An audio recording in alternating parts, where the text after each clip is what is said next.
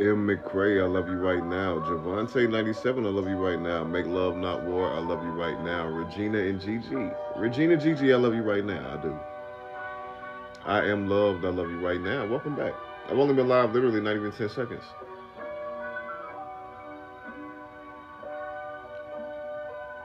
Not even 10 seconds. EMJ, I love you right now. Welcome.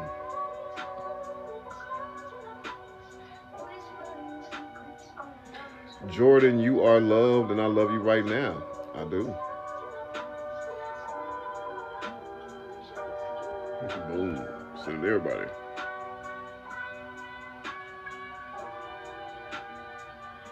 YDB, I love you right now. I do.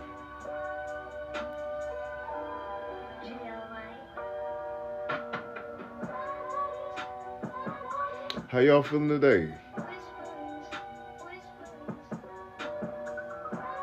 Y'all all right on a Thursday?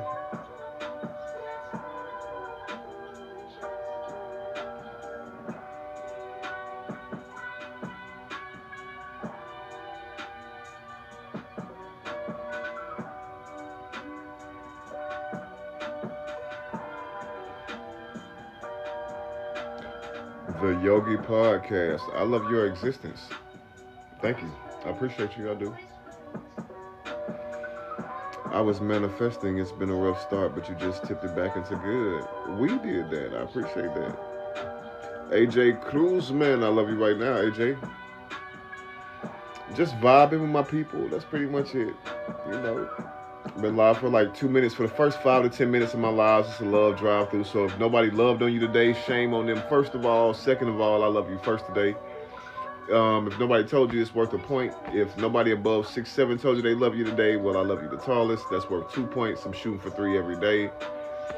Most of these lives, people can come, you know, find a topic, find a thing to debate. You can find something to talk about, but where can you get unconditional love? Where can you get your self-respect fed? Where can you be told how special you are and that you are loved in a safe space?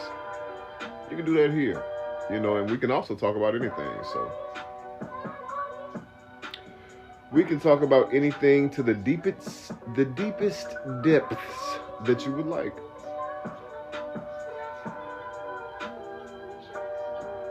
Oh yeah, I'm going in, you know.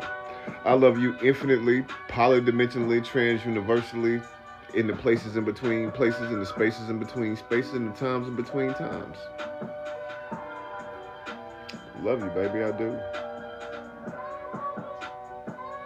I was trying to set up TikTok Live Studio so I could go live on my laptop. And that way they'll be recorded directly to my laptop. That will make what I'm doing extremely more easy. Extremely easier.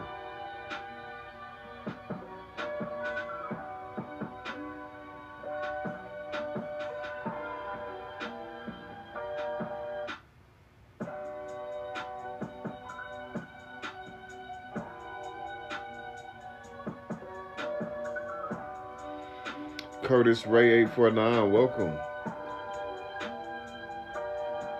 Like I said, I've been live for about 3 minutes. I give it 5 to 15 so we can populate, get the rest of my people in here. Her love is divine alchemy. I love you, I love you, I love you right now. No me importa, I love you right now, I do. I actually do care.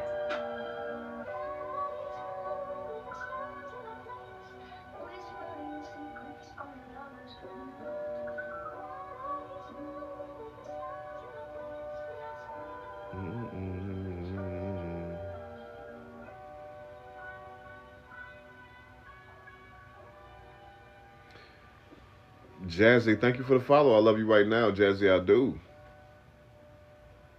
You love me the thickest today? I'm cool. I ain't mad at thick love. That's cool. Thick love works for me.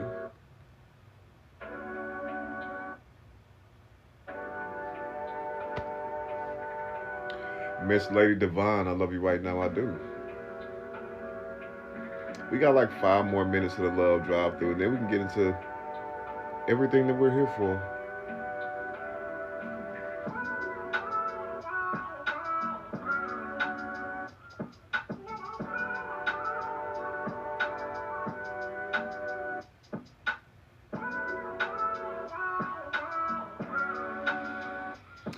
I am abundant, immaculate, and aligned as of right now.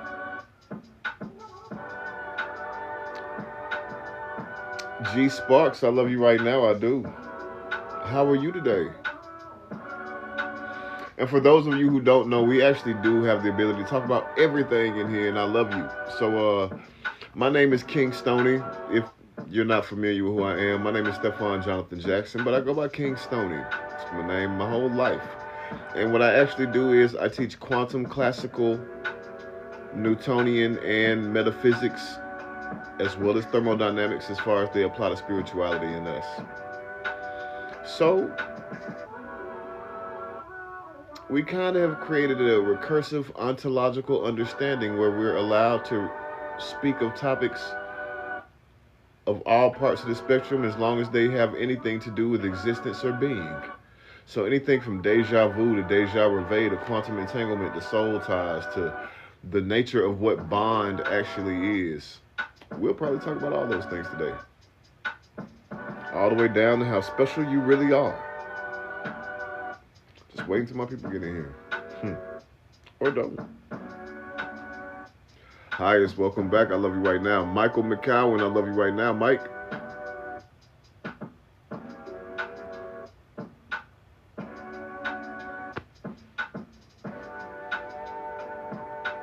And until then, we can pick my brain. Anything that you would like to know, anything that you would like to know in the universe, you can ask me whether you think I know or not. If it'll help you. If it'll help the we of the thing, you got me.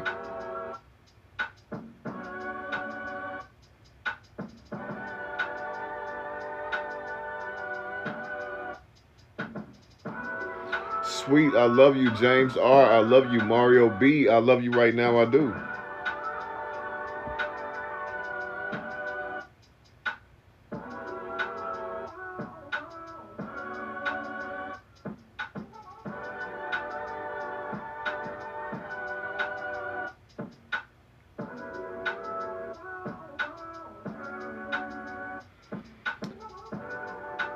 Ana Ray El Aria, I love you right now, I do.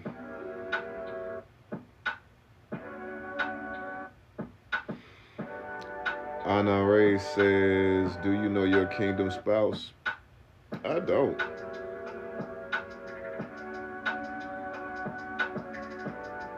If that's a specific thing, I don't.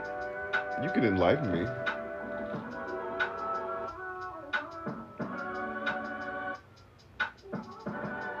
If you choose to. I always listen to intuition.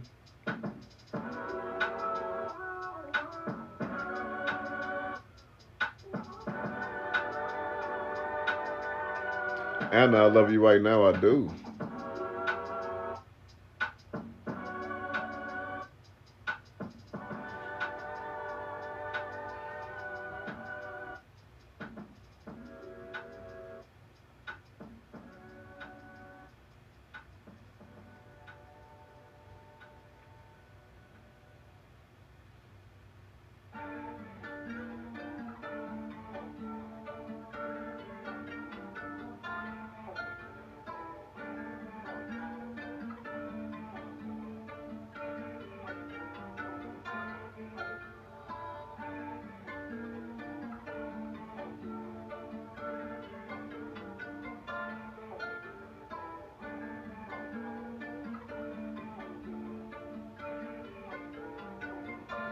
Reese, I love you right now.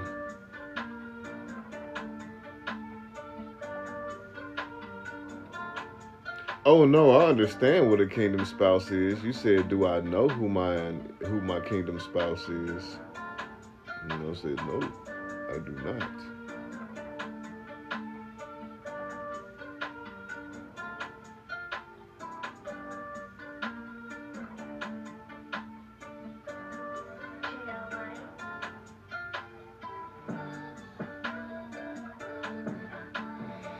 Ja Love, I love you right now. Welcome back. Welcome back. We almost ready then.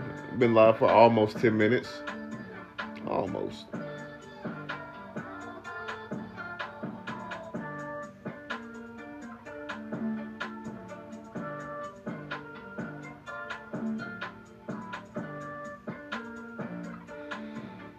How are y'all feeling today on the Thursday? Before I start covering and speaking life into everybody, how y'all feeling already? What's going on? Anybody need me to speak anything special or specific into what we got going on? Just let me know and I got us.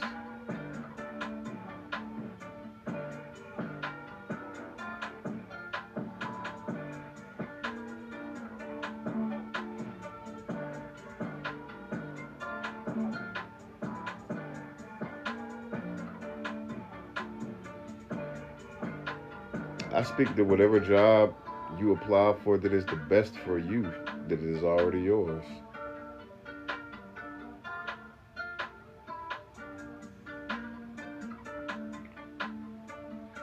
Right now, I love you right now, I do. Been ill for the last few days in recovery, or in recovery mode, for sure.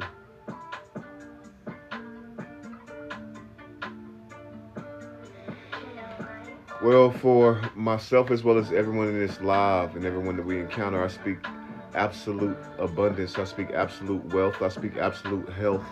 I speak absolute clarity, absolute understanding, and absolute successes in everything that we are, everything that we speak, and everything that we touch. I speak healing so much so into the core of our beings that it permeate the core of our beings and radiate out of us in a light that has never been seen, allowing us to heal all those that we come in contact with, and in turn allowing them to heal all those they come in contact with. I speak that this absolute self-respect and this unconditional self-love that we have for ourselves, that we share in this space, may it amplify and magnify between us while we're together and while we're apart. And as for clarity and understanding, we speak these things have a progressive evolutionary path in this space that we have created that is filled with absolute truth, infinite light, and unconditional love. We speak these things in the highest frequency that we can emit in any point of existence without breaking it. We speak these things in the highest forms of these lights that we truly are inside of these vessels. And we speak these things only in the forms of absolute truth, infinite light, and unconditional love. As an unconditionally loving collective, we speak it together, and so it already is. And so it already is. For sure. I cut the music down. I'll be right back.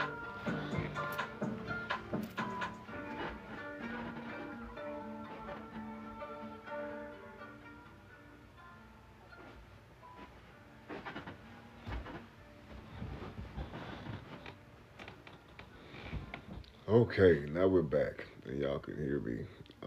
Val, V, I love you right now, I do. She, I love you right now, I do. I do. Might my charger be? Let me see you.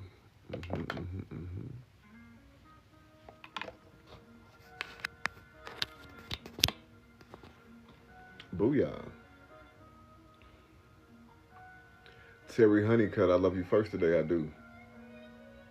I do. It's okay.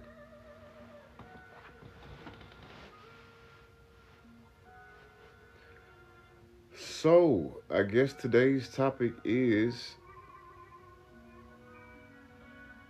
what does it look like when you begin aligning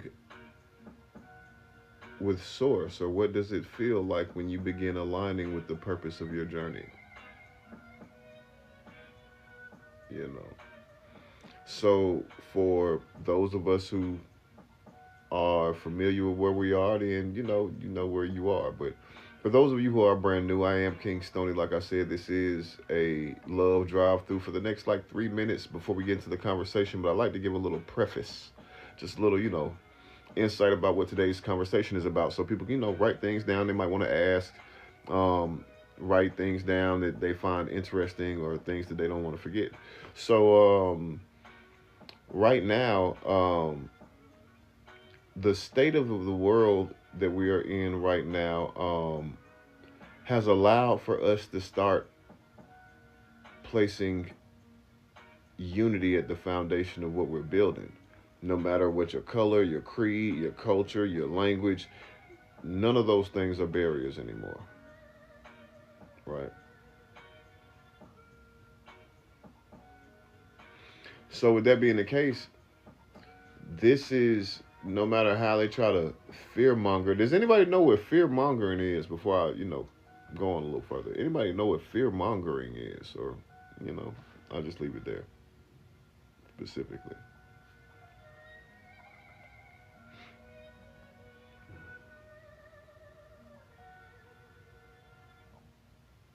Yes, yes, yes. Candy, Zelly, I love you right now. April, I love you right now. I do. Candy, welcome back. Exactly. Um, I like smaller groups and spaces because I feel like people are more honest when they don't feel like they have anybody to impress. Right. Um, what what good? No, I'm not gonna say what good. I'm gonna say what purpose would it serve, or does it serve, to keep people in fear? The coach's orders. I love you right now. I love you. I love you. I love you. I do. Welcome back, Miss L. Michelle. I love you right now. I think that's an L. Is it an L? Is it an L? Let me see. I hope it's an L. Maybe it's an I. For them to have control over the others. Control.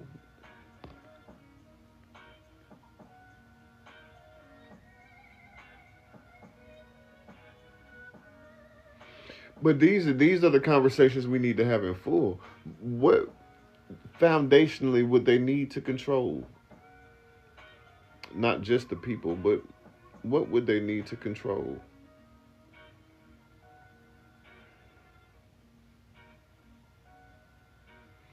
Using fear to forward their agenda. For me, does it seem like choice is also a currency? Like choice is a currency.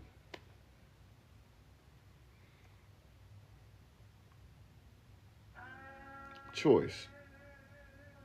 By controlling choice, could you,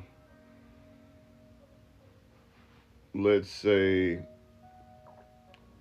control the things that people choose voluntarily? Let's say if I have a monopoly on Sprite and Dasani water,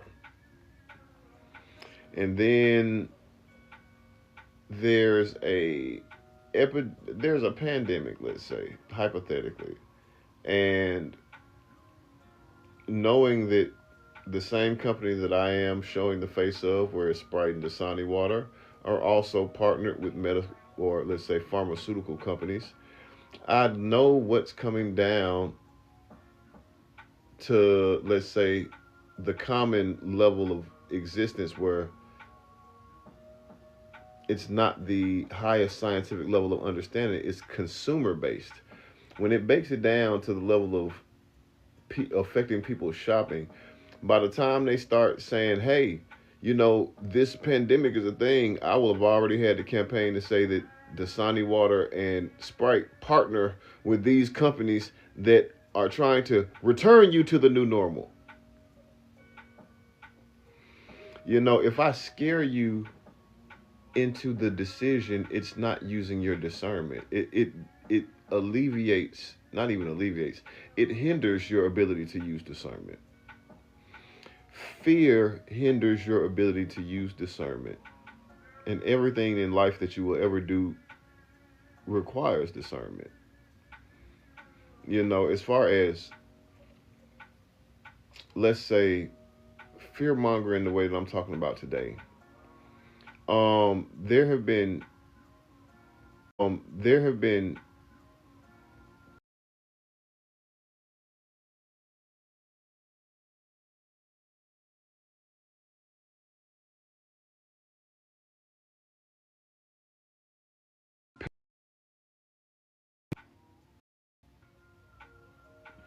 Give me 2 seconds. I got a package at the door. I'll be right back.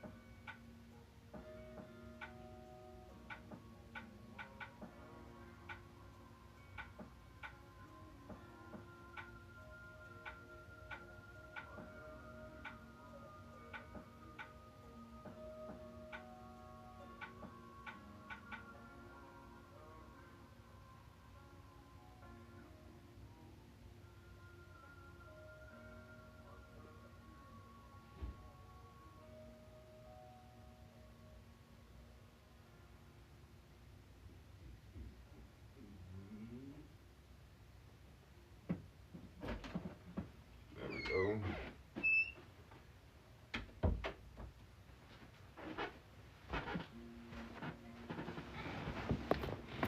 Whew. And I'm back. My bad. Constance Burns, welcome back. So anyway, what I was saying was that when it comes to fear mongering, one of the things that we miss is that your emotions and your state, your current state of being is the most critical part of the way that you see your entire existential experience. The way that you're feeling when you're experiencing an event or phenomena, the way you're feeling when you're going through, let's say, moments that become memories. The emotional state that you're in shapes the memory that you experienced. Does that make sense? It shapes the perspective of the experience, your emotional state, right? Like when you're afraid, are you making your best decisions? When you are depressed, are you making your best decisions? When you are angry, are you making your best decisions?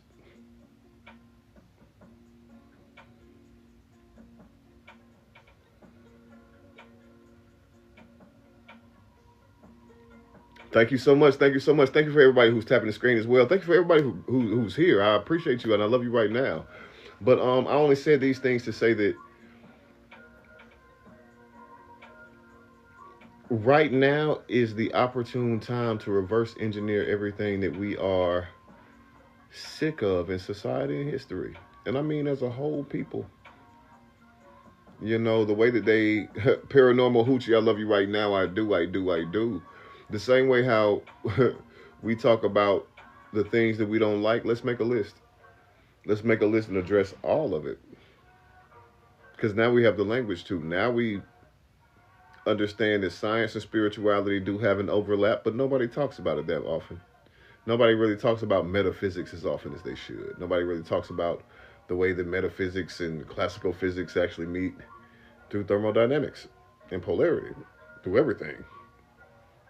So what actually happens for us is sometimes we'll be so in a state that looks toward the future for solutions, we don't realize what we actually have the ability to do right now.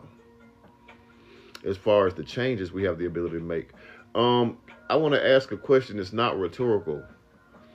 Do you have to change the entire world to change your entire world?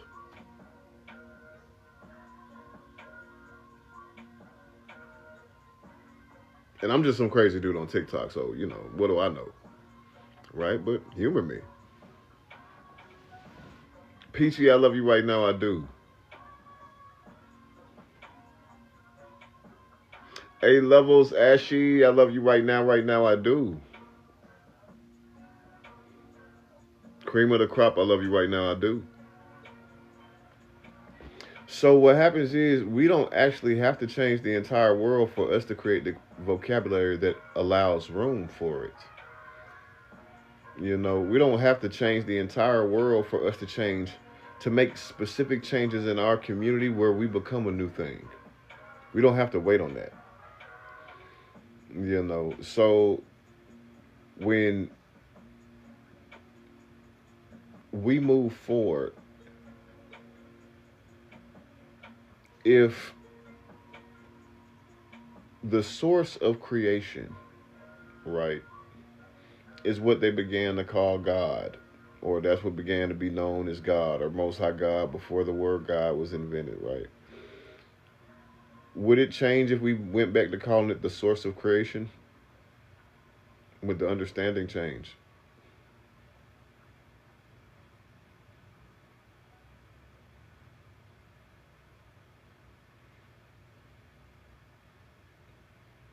Would the understanding change?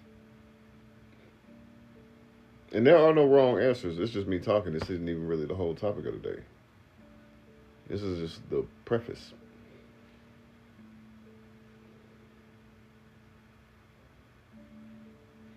If your understanding is valid, if your understanding is true.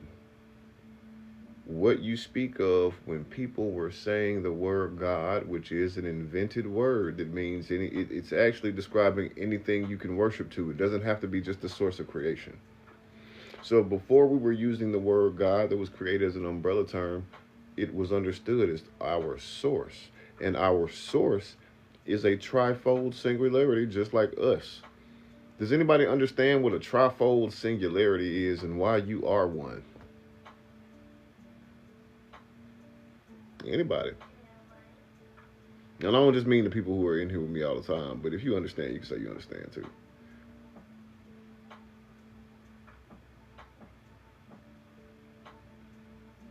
Pluto Ali says I do not. The thing is, it's like this, Pluto. A single entity is a single thing. A singularity is something that looks like a single thing, but it actually has individual components that make up its internal workings or its information that it actually is. For us, the way that each one of us is a trifold singularity is because just because I look like me alone, I'm also all the information that was my father and is my father. And I'm also all the information that was my mother and is my mother. And I'm information that's uniquely me, but we are presented as one thing in this body of mine. You know, so even though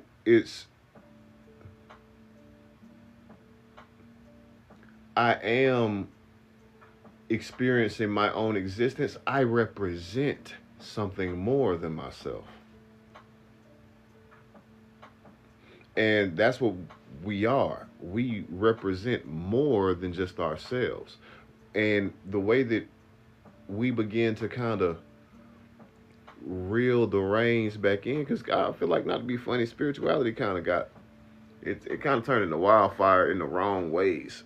Like, it turned into wildfire in the external world, but it didn't turn into like an illuminating fire of wisdom internally. Like, that's where it's supposed to be. We're supposed to be learning all about these internal workings until the outside world makes sense, and then start doing the vice versa again. But you got to learn about your internal workings first. You have to become self-aware, and that's kind of where we come back to. You know, each one of us is a trifold singularity. Everybody you know has a mother and a father. Everybody. Every single person you've ever known. They have a mother, a father, and all those informations are in them, and what's specifically them. So mother, father, and child are in each one of us.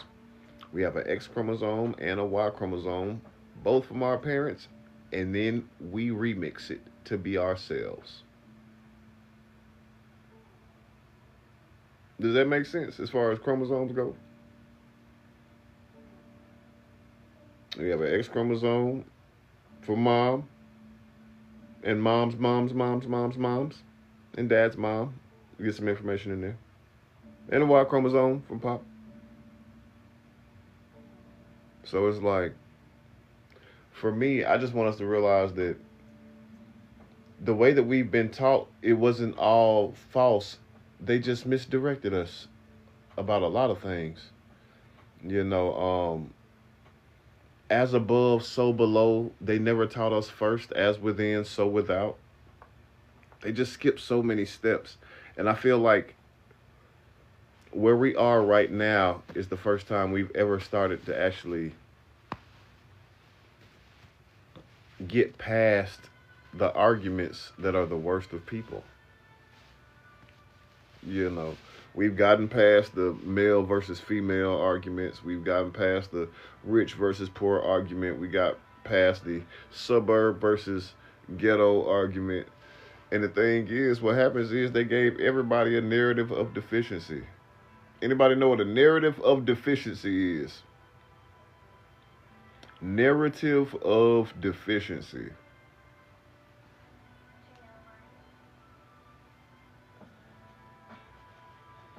A narrative of deficiency is a story that is created about you and why you are not exactly what you are. Like the narrative of deficiency about the people of the Americas was that the enslaved, subjugated people were idiotic, imbecilic, and basically uneducated. That was the narrative. They were uneducated, savage, barbarous people, and they needed to be civilized. That was the narrative. Yeah. Ironically, same narrative that they paint every time before they conquer a people. Dehumanize them. But I digress. So the narrative was that those people were extremely uneducated. And then the actual facts of the situation says that there were multiple, and I mean a lot, of people who were being unalived for learning to read foreign languages in short amounts of time. How can you be both idiotic, uneducated, and learning foreign languages in a week or two?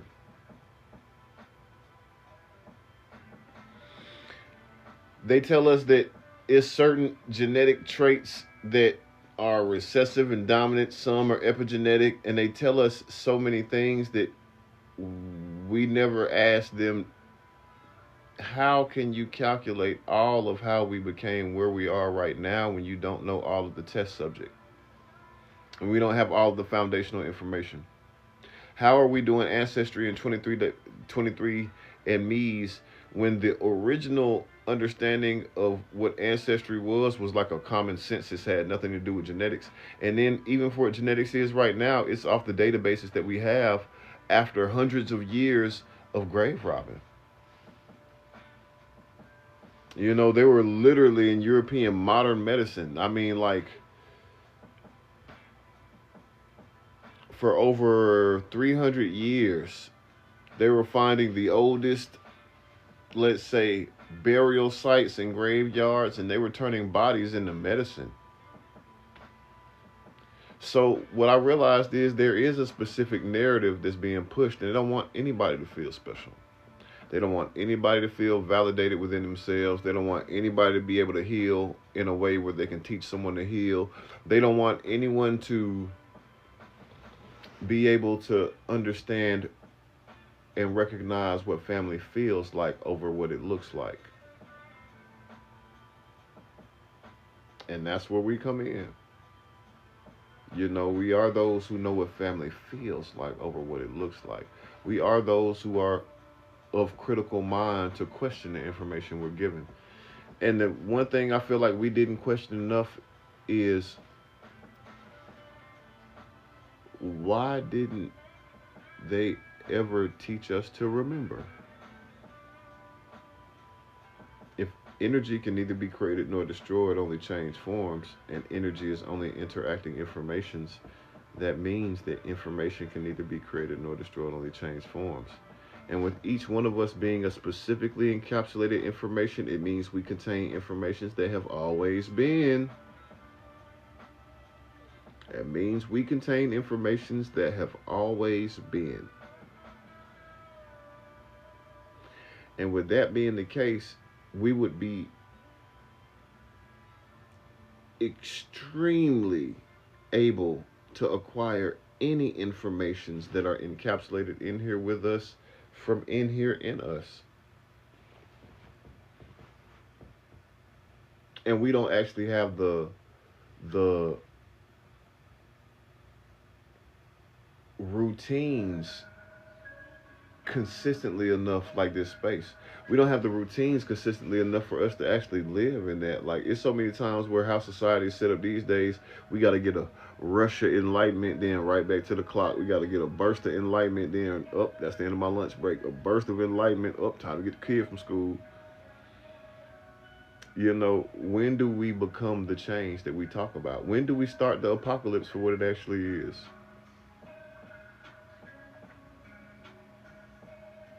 Has anybody heard like the apocalypse? Because I know we talk about this consistently in here, because I'm crazy. I'm your craziest friend. I don't mind. I love you first today, though.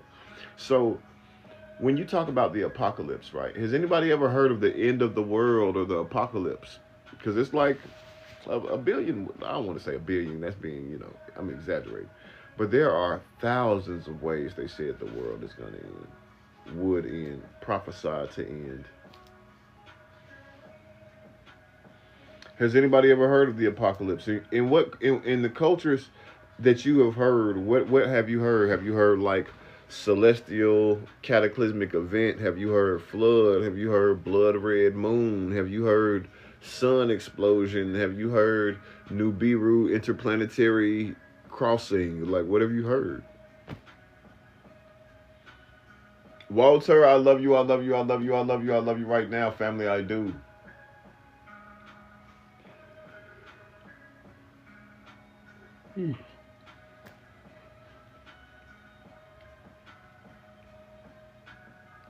For sure.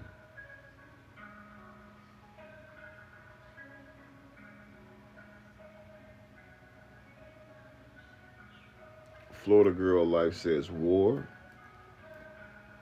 in the world with demons and fire. Mr. Below, you are loved today, family.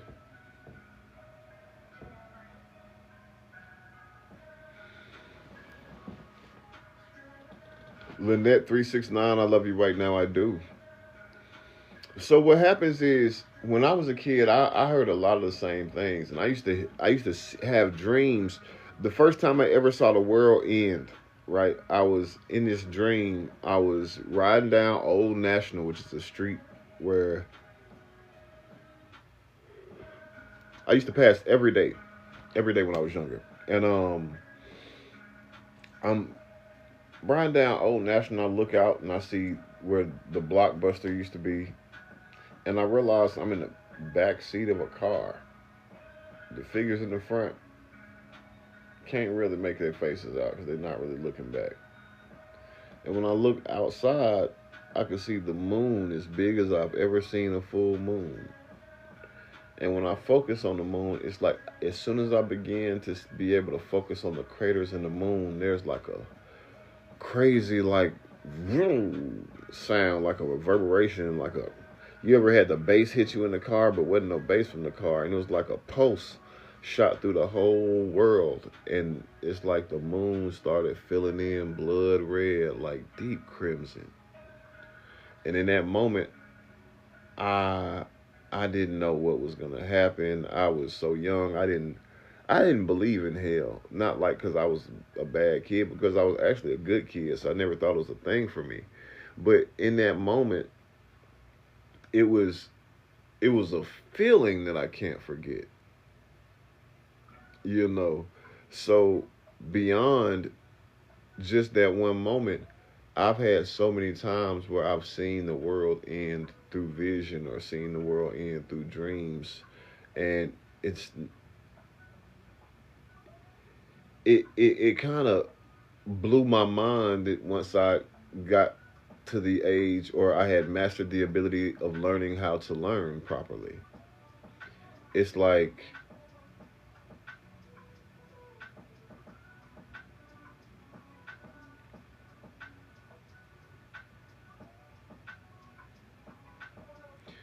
once you learn how to learn properly and you realize that everything is equivalent exchange, you realize that language language is not only just a communication source, it's a time and culture stamp. It lets you know who spoke this language, where they were, when they were still using these words. They didn't even have to have a word for this until they met these people, because these crops don't exist in their land. Like it's a culture and timestamp. And one of the things that happens is with the word apocalypse, right? The word apocalypse is not the end of the physical world. The word apocalypse is the end of history. It's the end of the world as you know it. It was never the physical end of the world. Imagine having the last 2025 years having people scrambling over the end of the world over 100 times, and it's never going to end.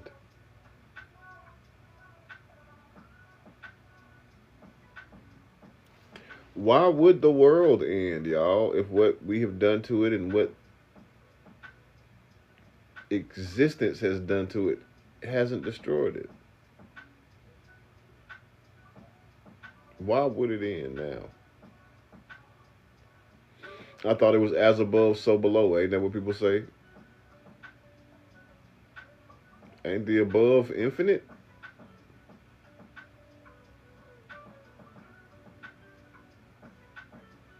Is the above not infinite?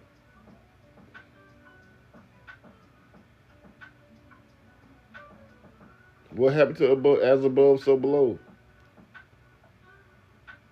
If the above is infinite and recursive, then the below must be, oh, America and Asia, the lands we know about. That's just not real. The end of the reign of certain principalities for sure. And it ends just with honesty before articulation. When we begin to live as ourselves, we don't win by waging war, we win by making them irrelevant.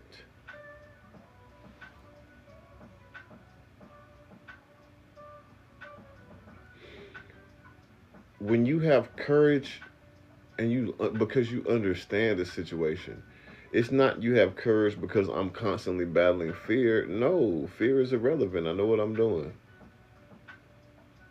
I have caution, but I won't have fear. We win by making the powers that try to divide family, the powers that try to tell men and women that they were not, let's say, valuable individually. The culture who says you need a middleman to speak or communicate directly to your source of non-physical existence. When we end these things, the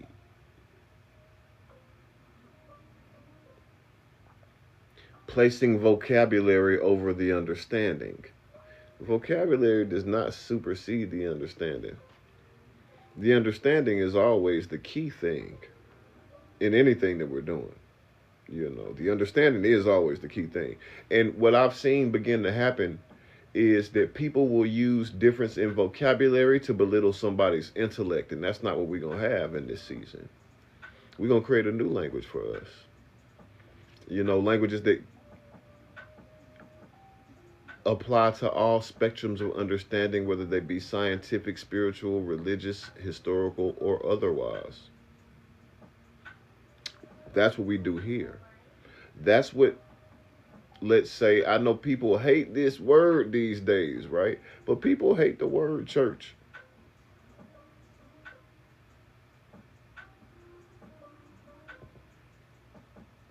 It's saying, man, the more I hear y'all, the more I start thinking being vaccinated is not about to go well. Well, what happens is if you already vaccinated, bro, or family, that doesn't supersede how dope of a technology you already were before that. Shit, I got shots to go to school when I was a kid. You know, so it's just like I understand the difference in like I'm not gonna get into it, but at the same time, it's like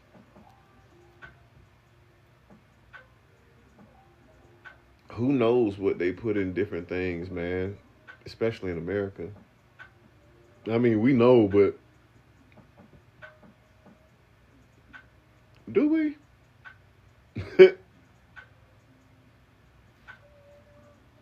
El Creator, I love you right now. I do.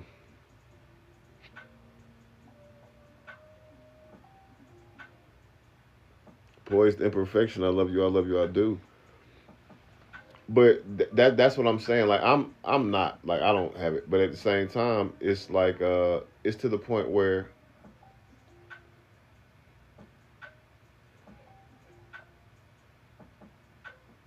there's so many ways for the technology you are to be studied. We'll pick one that's put in our face for it to be obvious. Like what happens is it's I don't think I can say that. Okay, yes I can. For everything that I say in this live is for educational purposes only, and everything that comes out of my mouth and that is mentioned by me in this live is the reflection and views of my specific opinions and or thought processes and or information, and that does not reflect the views and or opinions of the people in this live.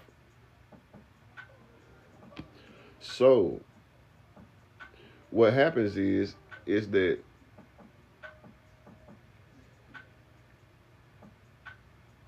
the technology you are is so amazing that they have not just started like with this thing that we're talking about, but they've been trying to dissect you to understand why you're so special and why we can't recreate a soul. That's literally the most expensive project in our world is an antimatter generator. They call it a high luminosity large hadron particle collider. Anybody ever heard about the particle collider? Anybody know what that is? Same way you get metals. You know, Lamont, you know you can detox metals out of your body because your body is electromagnetic. Your body is biochemical, bioelectric, and biomagnetic. Your body's biochemically electromagnetic. So that means you can attract and repel. When you are in states of extreme,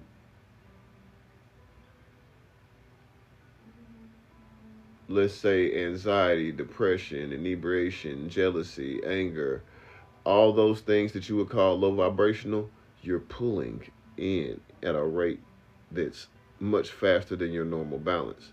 When you are the opposite, when you are focused, calm, relaxed, uh, operating in alignment with your purpose, when you are operating in a capacity where it's internally validated to you, you give off information faster. You give off information in a way where it allows you to interact faster. The same way how people can see the glow on you when you've succeeded in a thing. People can see a glow on you when you've been loved on. People can see a glow on you when you've been living in your gift all day. People can see a glow on you when there's a joy in you that's bubbling over. You know, so the things like, I don't know if y'all ever hear about like magnesium, right? It's like I was gonna promote magnesium on this live because it's one of the things that I actually take. Because, you know, has anybody seen like magnesium? Like it's because it's like a thing now. Like I know they give you, I guess, products to sell, but that's one of the only ones that I would, because they tell you that magnesium is good for bone and joint health. They tell you it's good for sleep. They tell you it's good for like muscle recovery. But what people don't tell you that magnesium does, magnesium is a charge regulator. It keeps certain functions in your body that regulate energy and regulate charge specifically from overexcitement. It allows you to, in essence, ground yourself from the inside out. The same way how if you shock somebody, right? When you shock someone, the the let's say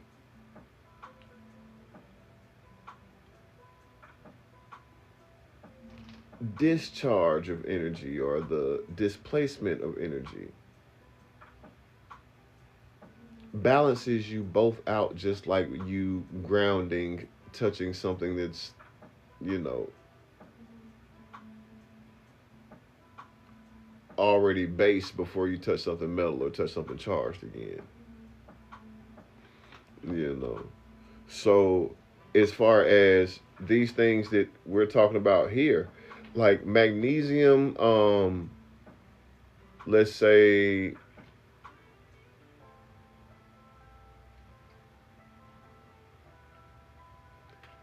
magnesium CoQ10. CoQ10 I didn't see, but CoQ10. The magnesium complex is the one that should be in mind.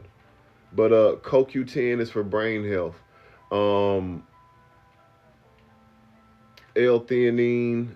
Um, I take natural creatine.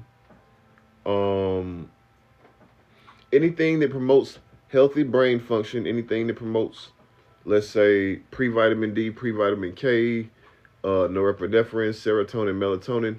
Brain health, heart health, and gut health all detox your body from the inside out, no matter what types of metals it was. No matter what type of metal it is, it really isn't overriding your technology. That's not real. It's a fear mongering tactic. But what's real is, though, metals can stay in your body. And not all metals come from, like, let's say, medical procedures, right? There can be metals in your body from things you eat. If you, let's say, have an abundance, or not an abundance, but if you have a high amount of seafood in your diet and your seafood comes from certain places, consistency is what causes accumulation. If you eat it one time, then it'll probably pass through your body, be recognized, not even absorbed. But if it's something you consistently are, I guess, adding to your diet, that is what changes the way that your body reads the situation that's going on. It says which most are deficient in magnesium because the soil is deficient. Facts, though. Frequencies can change depending on many things, and rest is required. Right, but think about it. So is it a chip or metal in me? Not to be funny, don't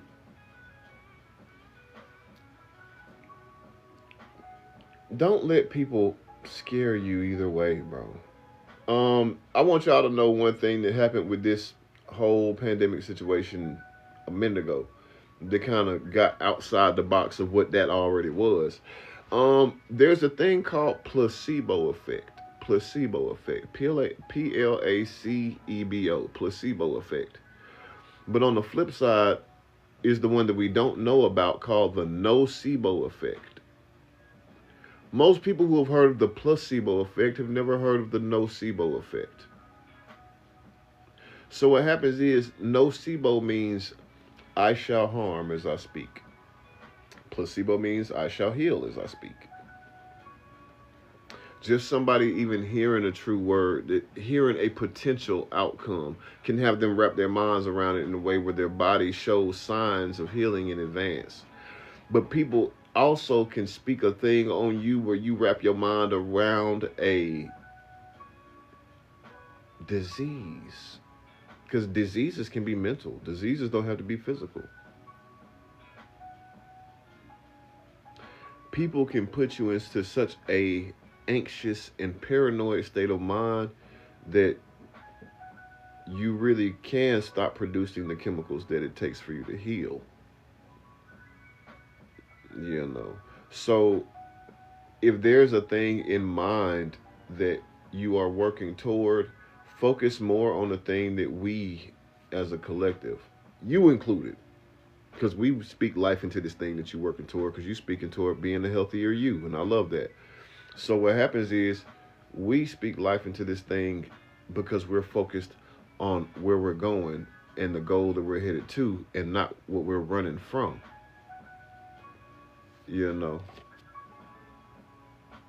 Is this why my arm hurt now? Because this is all I think about. Which arm is it? Is your left arm? Possibly. I hope not. Speak it's not.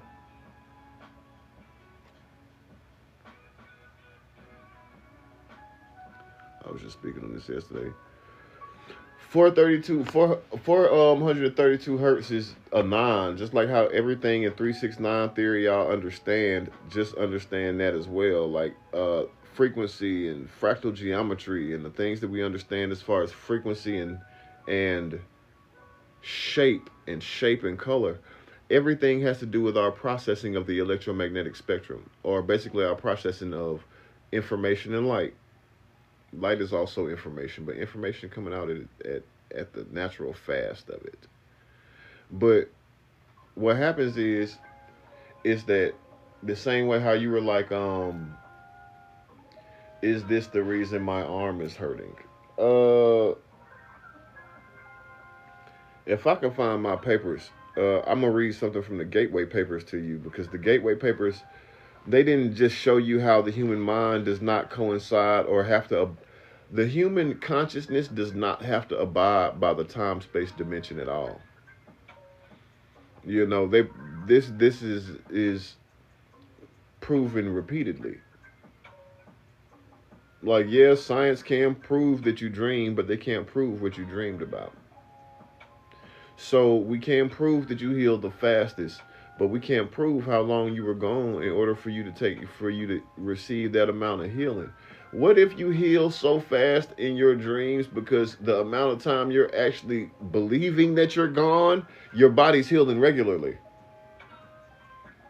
But since you're asleep for, let's say, 6 hours, but your body has experienced 3 weeks worth of information, you get 3 weeks worth of healing in that 6 hour session.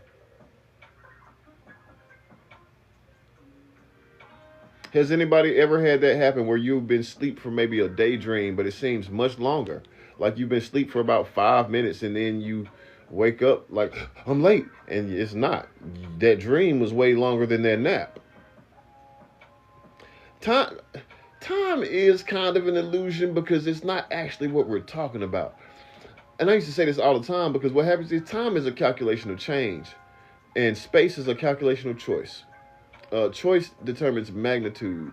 Uh, Change determines which right now that expansion or collapse happens in. And the thing is, even with time being a calculation of change,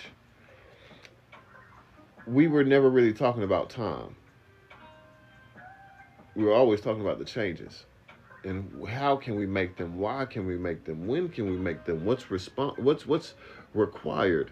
And that's what original rituals were. Like rites and rituals are the things that you have to do to become self-aware and the things that you have to do to manifest those things that you envision into the physical active reality.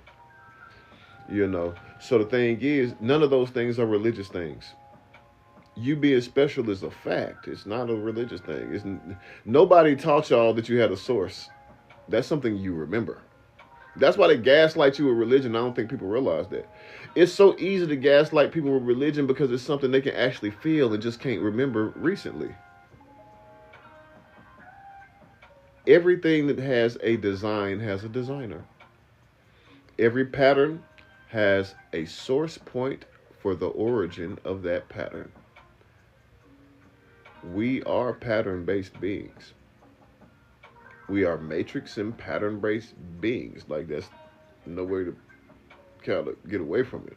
The word matrix and the word matter both come from the word mater in Latin that mean mother. Both the word, let's say pattern. The word pattern comes from the word pater that means father.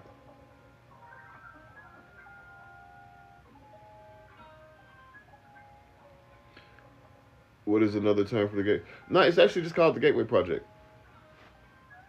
So the papers are the findings from the actual project.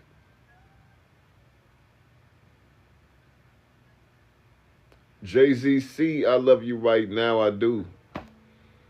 I love you right now. I speak for everybody in here. I speak successes into everything that we are, everything that we touch, and everything that we speak. We have a progressive evolutionary understanding that allows us to be ourselves authentically, genuinely, and appreciate the fact that we are ourselves individually, authentically, and genuinely. Every change, every processed bit of information, in every femtosecond of our existence, in every transuniversal, infinitely dimensional event or phenomena where we are ourselves. I speak more of us are able to awaken to self-awareness, internal validation, and maturity based in self-awareness. And so it already is. So yeah, I mean, it's just like, for me, I got like the divine-tism. I'm like that in real life. Like, if I get the feeling to cover us about a specific thing, whether anybody mentioned it or not, it's going to happen. You know, so it's just like, why not prepare ourselves? You know, Miss Tish, I love you right now. I do. Jakesha Beautiful, I love you right now. Um, why not prepare ourselves for what this is? You know. Um, has anybody ever heard that we are divinely royal? Rico, I love you right now. Olivia, I love you right now. I do. Has anybody ever heard that we are divinely royal or non-physically royal? I was being deceived instead of preparing. For sure. Like, don't listen to what source got for you. Once you find your you gonna find your people, and your people gonna find you back. You know.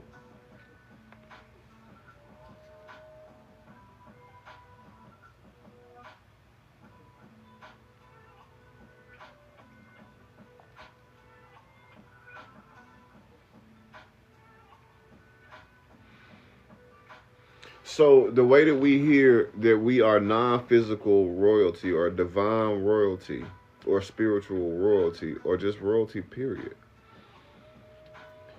The part that they don't ever teach you, which should be step one, is you have to choose you. Until you choose you, nobody else actually can choose you because it's not a completed course to finish and learn. You have to choose you and you have to mature through self-awareness for anybody to love you unconditionally in a mature way romantically. For anybody to create a bond with you in a mature way. For anybody to have a successful, consistent rapport with you in a mature way, you have to mature through self-awareness. You can't just be learning from everybody else's mistakes. Do you understand what you did? Do you understand how you could be better? That's what all of these things are about. If we realize, if we talk about what shadow work has in common with meditation and Reiki healing and learning your mantras and understanding the different parts of your energy centers, or if you want to call your energy centers chakras, like understanding the different parts of your chakras, understanding what it feels like or what it is the understanding of for you to have a throat chakra blockage or a third eye blockage or a solar plexus blockage. Understand that everything in you is information, and this information in you moves like fluid, so you need things fluidly flowing. Like, it's certain things that I say that I realize aren't as commonplace as they should be. You know, sometimes we don't allow room for enough mystery in our lives for the abundance or the breakthrough or whatever thing we were about to acquire to surprise us, like in the best ways. You not allow when we don't allow mystery or a little room for mystery and we have to know all the details. It's like micromanaging your magic. It's like micromanaging your abundance. I did say breakthrough. You know, one of the weirdest, because I told y'all I am everybody's craziest and weirdest friend, but me being crazy or weird, neither one of those things makes me wrong inherently. You understand? It's certain philosophies that I've invented or I've been allowed to download to wrap my mind around what's going on here. Like the same way how I know that this entire encapsulation of existence is a matrix predicated in light, math, and sound. So basically, it's like a holographic reality versus a virtual reality. One of the things I also understand is that the way how you were like breakthrough. I understand that consciousness is awareness squared.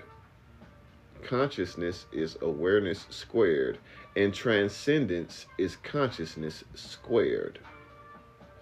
So when it comes to a breakthrough, what happens is we call it a breakthrough when it's really like a reverse implosion. It's like turning your reversible jacket inside out.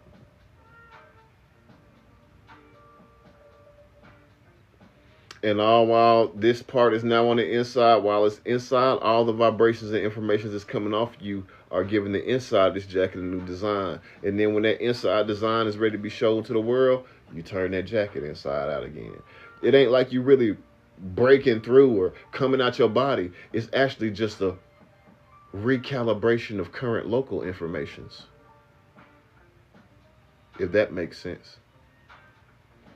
And it's so many things that they teach us that are outside of ourselves, where that one part is the part that we're missing, that the world beat on you so much that it wants you to not feel validated within yourself.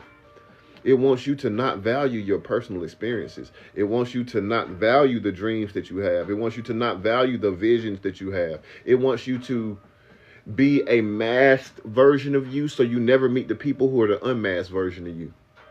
Because you living without a mask, you go meet them. The law of attraction is real, or do y'all not believe in that? Does anybody in here believe in the law of attraction? Because I do, just me personally. Poncho, I love you right now.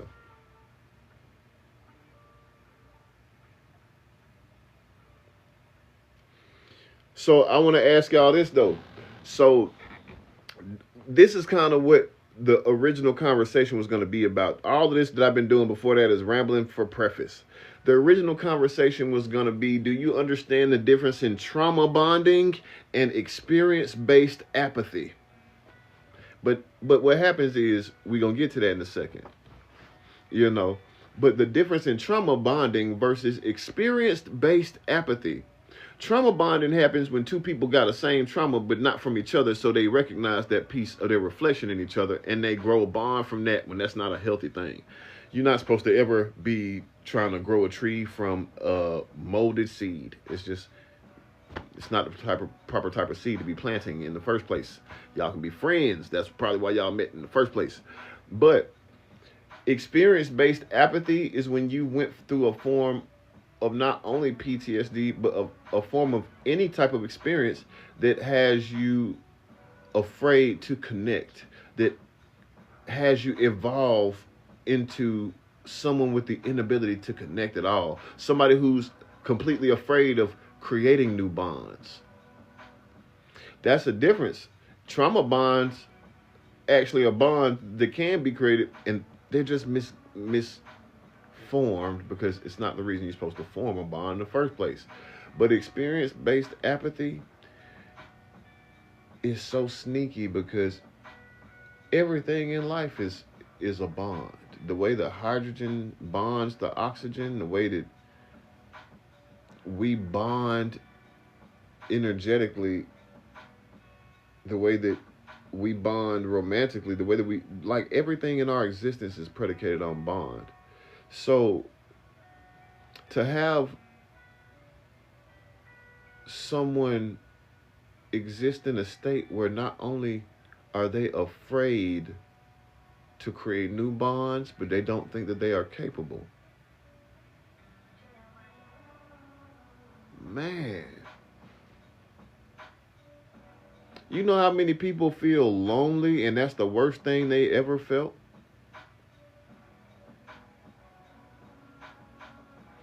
There's a difference in when you're alone being lonely and when you're alone being at peace. Do you realize that sometimes lonely is the worst thing people have ever felt, and they've been through things?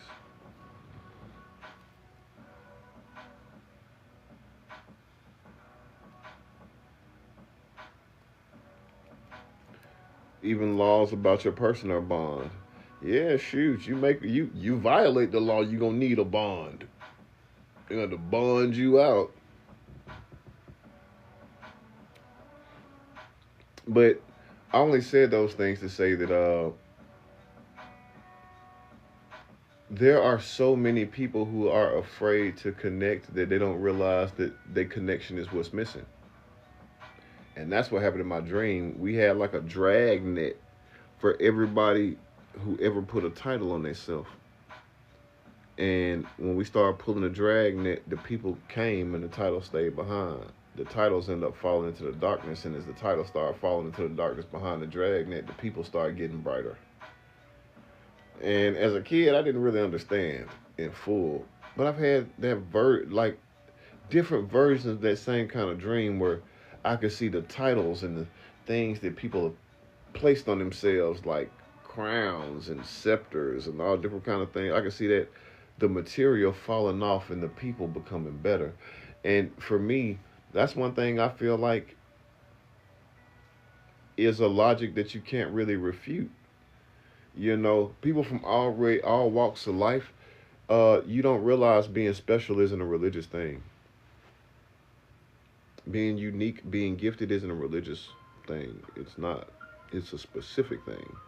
And just because you may have gifts similar to somebody else's gifts, in your package, it's a specific thing that's never been done, not ever. Nobody will ever be you again. You're one of a kind of all infinite infinities, not just like 9.8 billion people or however many they say are right now. You are one out of all the people who have ever lived, all the people who currently are alive, and all the people who will ever live. You're one out of all of those people. So when we allow society to use fear mongering to have people turn apathetic, have people evolve into the version of themselves that is afraid of new connection, that is afraid of new bonds. How do you learn a new thing if not to form a true bond with it?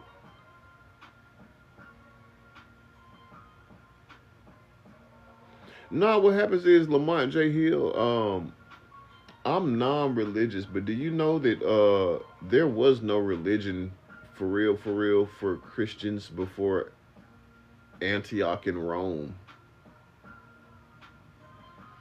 Like Nero, the dude who the mark of the beast is about. Have y'all ever heard the mark of the beast is about melanin? Anybody ever told y'all that goofiness? I'm sorry, we gotta get some straightening for a second. I'm gonna tell y'all something you can keep.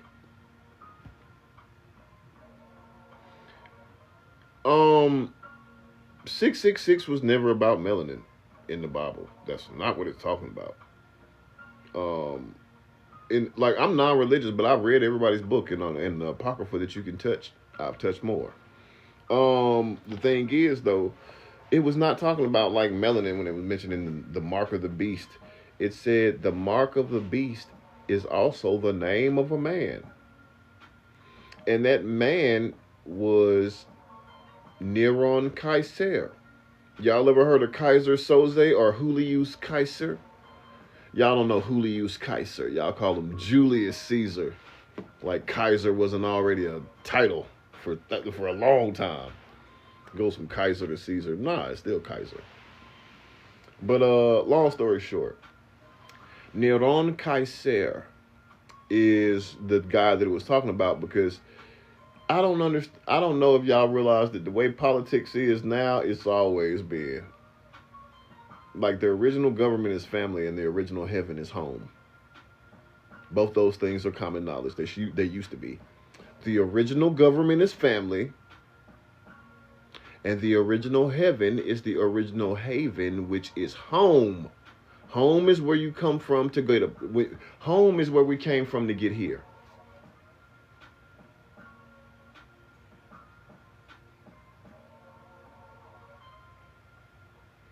And there's so many things that are logic, like the Pope has a position that his actual title is Supreme Pontiff, and a pontiff is a bridge. He's the middleman between you and Source.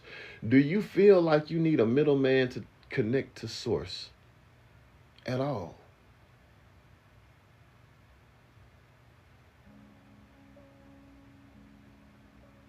I ask this habitually. You'd be surprised the answers I get. Do you think you need a middleman to connect to your source? Like there's anybody who could do it for you? Is there anybody who can love you for you? Let me ask you that. Is there anybody who can love you in place of you loving you? Not love you along with you loving yourself.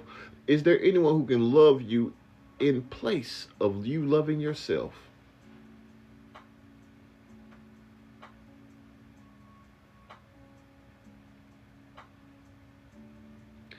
Is there anyone who can experience for you in place of you and you still gain that experience? Is there anyone who can live for you in place of you?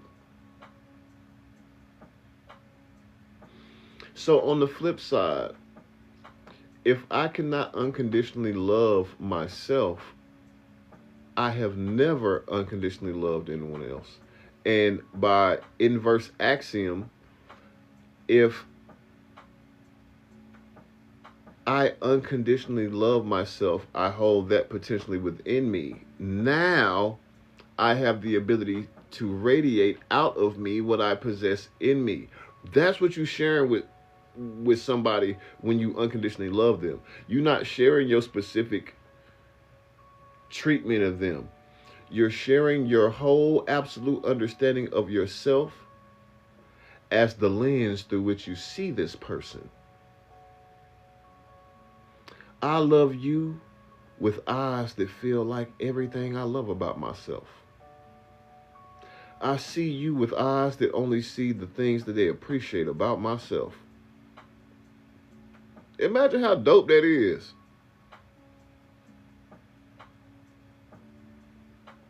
Imagine having somebody love you so dope that no matter if they look like this, you know what they love, feel like enough to be like, hey, I knew that was you in this dimension. Where's we at, actually? Imagine having somebody love you so dope, or you being able to love somebody so dope they know what your love feels like beyond the visual of it for the information it actually is. Is that not possible, or are we not even being taught that those are options? Because that's one of the things that they're actually doing. From my understanding, we are all children, physically and non-physically. We will be forever children. That's what's so wonderful about us. We are all children in the essence that we are all beneficiaries and or inheritors of existence. We are beneficiaries or inheritors of existence. Can we agree on that? That I didn't make the universe. I mean, it's some people who won't even acknowledge that. Some people are like, I am the God. I did make this universe. I don't remember it. I think they taught me that somewhere in second grade, but I made all of this somehow. You know, if we can acknowledge that we aren't the absolute beginning of the source, then it lets you know what we actually are. Do y'all realize that if we aren't the absolute beginning of the source, we are the absolute becoming of the source? Let that marinate for 2 seconds.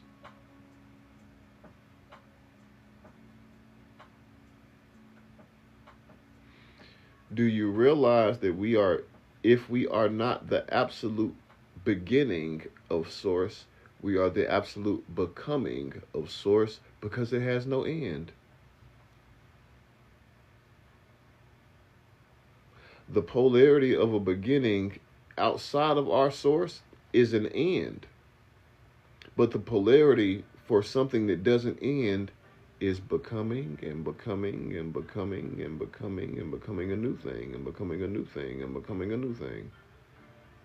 It's never designed to ever end. We're designed to be infinitely unfolding. Does that make sense to anybody?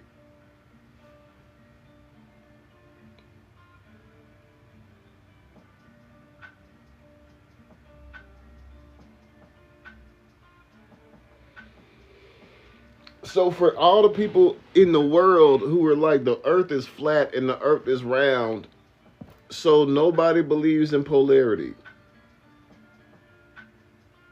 Nobody believes in duality when it comes to those things, because we don't need the scientists who've been lying and paid this entire time by the same people who are trying to prove the wrong points. We don't need their information. We got logic. The foundation doesn't take expensive equipment to figure out. The foundation is as simple as this. Like I've said before, the original part is as within, so without. The same way how life starts for you is how you should start your logic. Don't we all start within somebody, and then our first experience is life is coming from within to the outside, to the physical existence?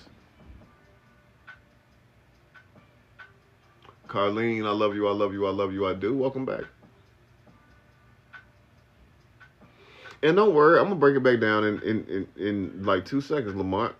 You know, excuse me for getting, sidetracked. Like I said, I got the tism, so sometimes my tism gets to tripping and I end up rambling. Roxy, I love you right now.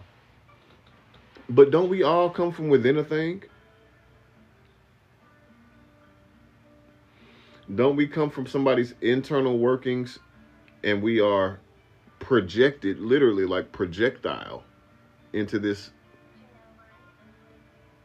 this physical reality? Are we not projected into this physical reality? We're the microscopic life on the surface of a much larger being.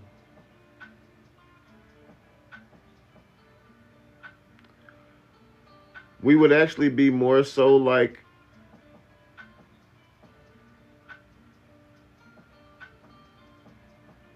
sperm in a womb. Just like how sperm is caused by spontaneous instantiation, like there's none of it, then it could be everywhere. And that egg is like the foundation of a garden. It's always there if you realize what it is and you seek diligently. So that's what happens. The sperm seeks that egg that it's always been in that woman since she was born. The moment it's produced, it knows to find that thing that she's had her whole life. And the thing is, it's just like, that makes each one of us not something that Source just made. It makes us, each one of us, a successful one of its wildest dreams.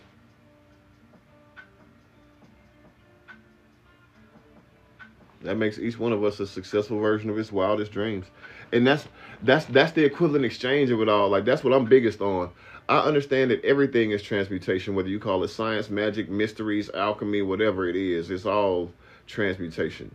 It's all just progressive evolutionary change.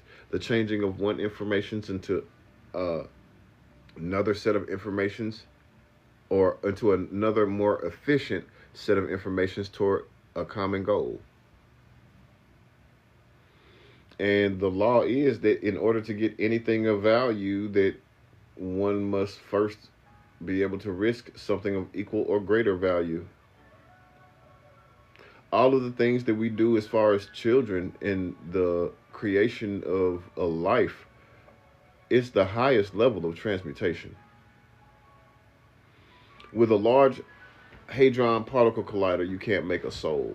You can generate some antimatter, though. Unfortunately, souls aren't antimatter. Souls are like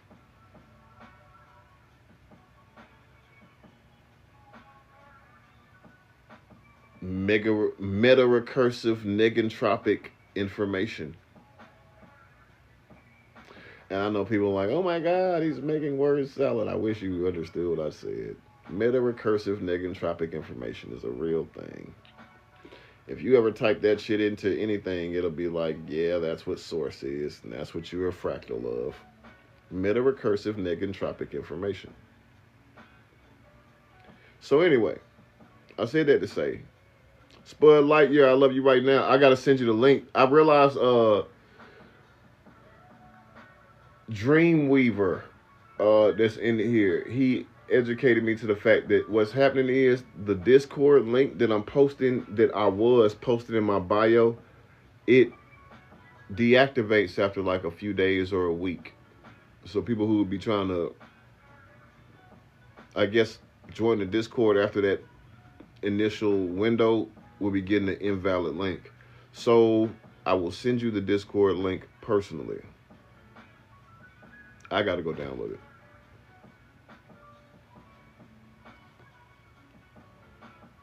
But yeah, back to the science of the soul.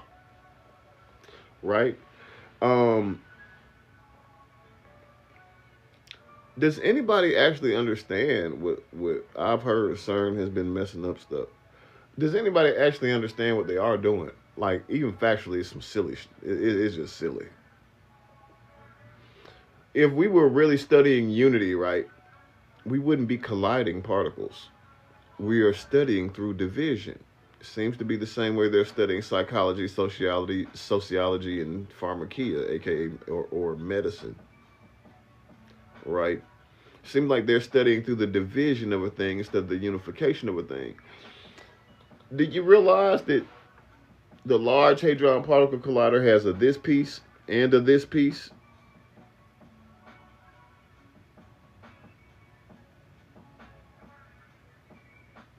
Like they got a protruding alkaline or positive side, then they have a piece they can take internally, like a electronic, or you can call it feminine side. With them having them separate, right? Do you realize that's blasphemy as far as technology goes? Do you know what the opposite technology is? The technology that made the rest of our history work. The opposite of the Large Hadron Particle Collider is the Ankh. The Ankh is the opposite technology of the Large Hadron Particle Collider because the Ankh is a remnant of times where we were the most advanced we've ever been. It was the understanding of coalescing polarities within a self-referential loop of information, which you would call an infinite energy generator or a tesseract. A Ankh is the first battery ever. That's what it is. And you create batteries through unity. Unity. The coalescing of internal polarities. Unity. The mounds, the pyramids, all of these structures that are built on ley line convergences, all of these structures that are, oh my God, they're too advanced for human civilization to have ever built them. No, no, no. We just weren't this. We used to love each other. Yeah, we used to love each other. We used to be hyper empathic, not telepathic. It wasn't we can read somebody's mind. It was that we produced enough DMT just from joy being in abundance collectively that we were able to see what you would call a larger percentage of the light spectrum or visible spectrum or electromagnetic spectrum, not even just visibly. We were able to see geometrical, sacred geometries in different patterns. We were able to see the aura coming off our loved ones to know how they felt before we even heard what they thought. Hyper empathy is better than telepathy.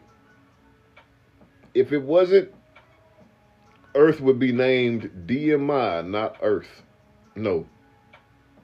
DMIN instead of Earth. You take the first word, first letter, put it at the end of DMIN, you get mind. You take the last word on Earth or the last letter on Earth, because now they'd be like you put the last to become first and the first to become last. And take that last letter on Earth and you put it at the first part where it goes again, it just spells heart.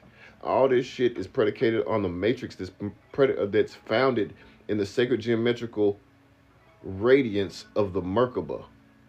A Merkaba is the sacred geometrical shape that is consistently produced and it is consistently pulsating every time your heart beats. It's beating that specific information. Excuse me, I know when I get to looking off into space and shit, my autism get to tripping, but it's a fact. It's this shape. That's why they call it the Star of David. Green flag, I love you right now, I do. So when we started talking about the Merkaba and we started talking about the fact that we are a much older species than they tell us. And we have had interaction with a lot of things that aren't us. It's just because it's not common knowledge, does that make it not real? Hunch 812, I love you right now. Toroidal flow be constant. Exactly though. But that's what I'm saying. Like your toroidal field would be comprised from this shape being the foundational shape, overlapping this one in the shape that your root chakra is. Those shapes specifically for what make you would converge into a shape that is your lowest, middle, and highest shape of you. And in that shape that's super is spinning. That spinning shape is 6 feet in every direction. It reaches 6 feet in every direction from the core of you. I mean, let's say we encapsulate your whole body in like a field. 6 feet every direction from that field that you're encapsulated in is the distance that is covered. It's your like informational acquisitional bubble. You pull information into this space before your body perceives it. This little space is called your electromagnetic field or your electrostatic field.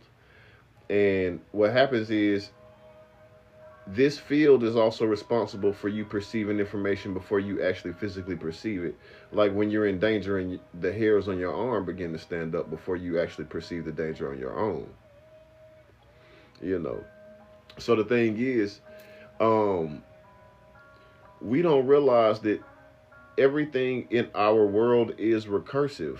Like it folds back upon itself. Every color has a sound, every sound has a shape, and every shape has a color again. All of that's electromagnetic. Do you realize that your brain reads electromagnetic impulses? And do you realize your brain is the only thing that's actually reading anything?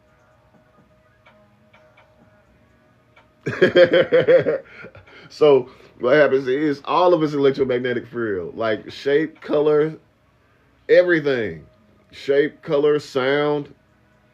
It's all part of the electromagnetic spectrum, but we don't realize which part is biochemical, which part is bioelectric, which part is biomagnetic. So the biochemically electromagnetic technology that our meat suits of our bodies are, that's why we don't appreciate them, because they do everything. It's like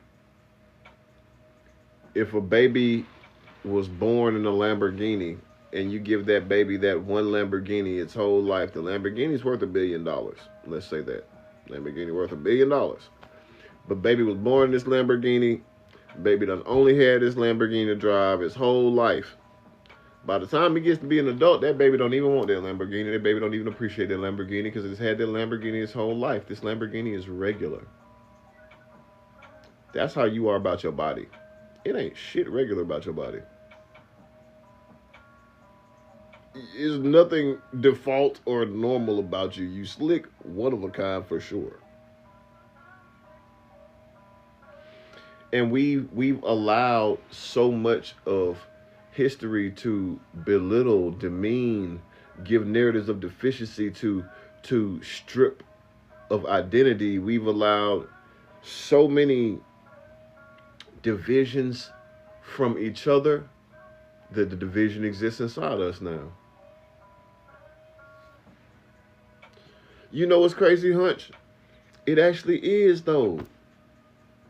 It actually is so much more than a vessel. But foundationally, it is a vessel. You got to appreciate the function of it to appreciate the purpose of it, if that makes sense. You know. Has anybody ever heard of the phrase heaven on earth?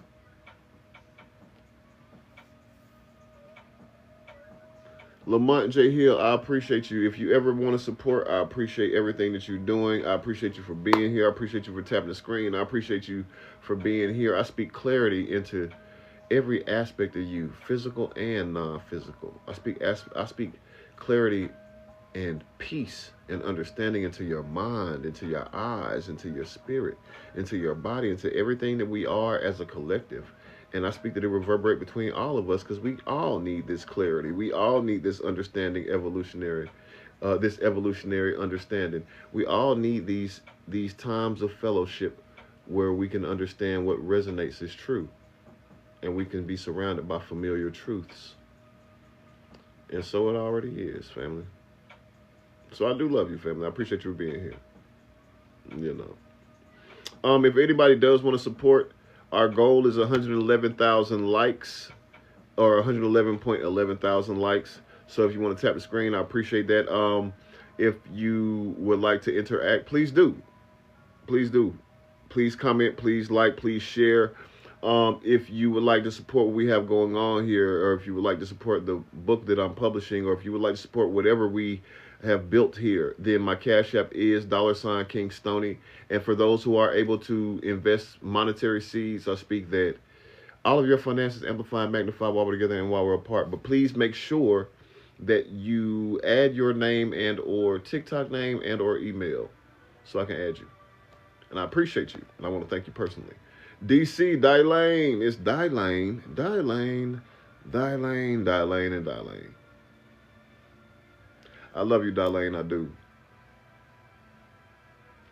And all gifts are appreciated. All roses, all heart me's. I appreciate you. I do. You know, we don't really get enough love like that, but you know, people don't really support truth and revolution. Not when it looks like this. They don't support revolution unless it's polarizing. We in here looking like we having fun, and it's really church. It's crazy. So the all of it is, you know, like I'm gonna take a second right there. Is anybody actually getting something are you actually getting information that you can use from this live? Are you getting information that you want to go study after you leave this live? You know, is any of this information helpful? Even if it's just entertaining, you know, because hopefully it is entertaining, because, you know, nobody want to learn while it's boring. So yeah, our goal today is 3333. Normally our goal is like 1111, but you know, our goal for today is 3333. So that's like 111 from 33 people, or you know, however it works out. I'll allow for the mystery to break if it should happen, but I speak it does. So every 222, every 369, every $2,222. My Cash App, that is me. I am $Stefan Jonathan Jackson, or $King Stoney, and I'm Stefan Jonathan Jackson. The marketing, it'll come. But if you can, just take the time to do that. And if you do, just make sure that if there was anything you want to ask, come back with it, and I'll make sure I answer your question specifically. I got you. Very entertaining, and I look forward to you because I know I'll learn something new for sure. Yeah, and it's just like you help me use better verbiage in any higher conversations out in this world, helping to dissolve cognitive dissonance. I appreciate that. I do. So that's the all of it. The fact that this technology is the perfect interface for this experience.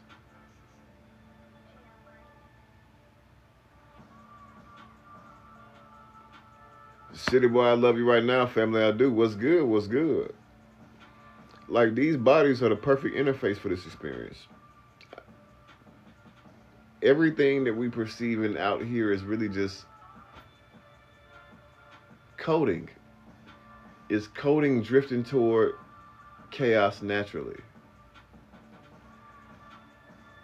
disorder naturally, drifting toward pain naturally. But through polarity, because your external world is built on entropy. Has anybody ever heard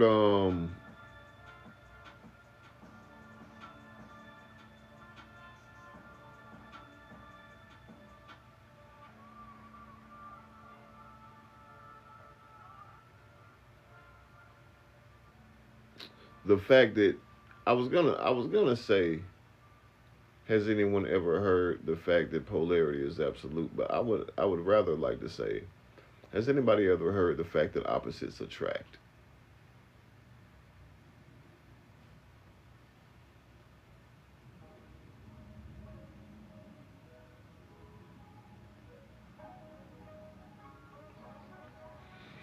As far as opposites attract, the more absolute the opposites, the stronger the bond. For us, our absolute opposite of this physical existence is our non physical substance. We are the embodiment of non physical existence encapsulated by a vessel that is the absolute embodiment of physical existence. Your body is all of the information it would take to make a universe. Between all of the shapes and sacred geometrical shapes, and between all of the frequencies, and let's say the frequencies that cause sacred geometrical shapes through semantics. I don't even know if y'all, remember when we were breaking down semantics, when we were showing how sound creates pattern in sand, sound creates pattern in water. So if sound creates pattern in earth and water, what does it mean when the thing that's made of earth and water can make the sounds? It's kind of like we're the cheat code. We're a ritual. We're like a living ritual, each one of us. You are a source of creation in the image of the source of creation, should you choose to create something selflessly. Health and fitness to the core. I love you. I love you. I love you. I love you. I love you. I love you. I love you right now. Thank you so much.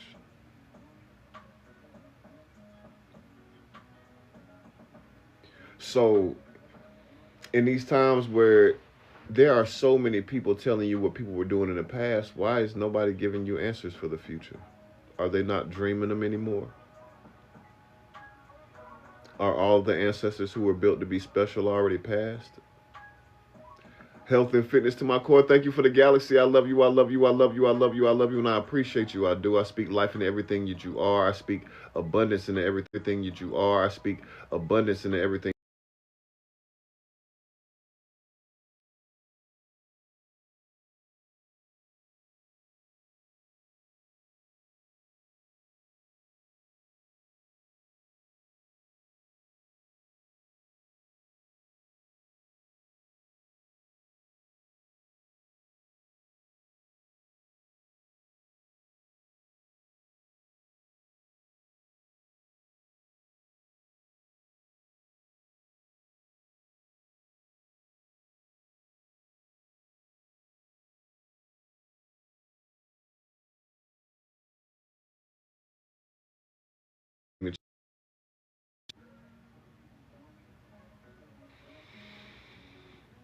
And I'm back.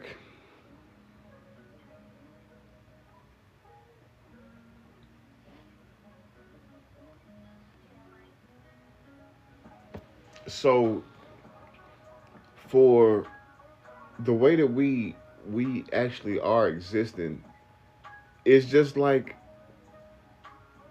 a maturing process for an infinite child, because just because you're a child doesn't mean you can't be mature. To me, I used to think the purpose of this was so that we can become old souls. And what's an old soul that was already infinite before it got a body? I thought that was beautiful. But what happens is the same way how when people go to the gym, what it really is working out and becoming healthy is it's a spiritual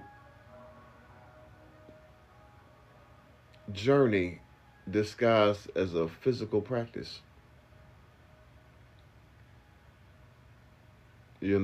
That's what working out really is. Working out is a spiritual or non-physical journey disguised as a physical practice.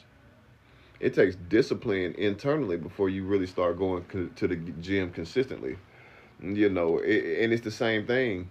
It's this existential experience is our chance to mature. When people talk about good and evil, could we not just basically describe them as mature versus immature use of power? We all have power. Some of us choose maturity and we act. maturely because we're being ourselves. We're being the mature version of us. Some of us are actually immature. And when you give an immature individual a position of power that belongs to a mature individual, it's never going to have the same results as far as maturity values what it's protecting. So it takes that power as responsibility. The immature only sees the value in themselves in the way that they were treated, the way that they were hurt.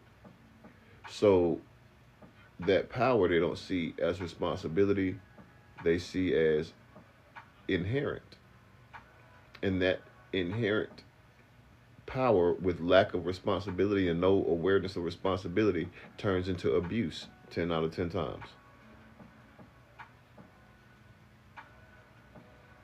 When you look at what government has going on, when you look at what families have going on, when you look at the Bible, the Quran, the Torah, the Septuagint, history of sciences, the history of religions, what happens is there have been wars fought over all these things. But nobody's fighting for family. The first war was fought within a family. Nobody's fighting to stop war. We're not. And I only said this to say that when we actually have the conversations that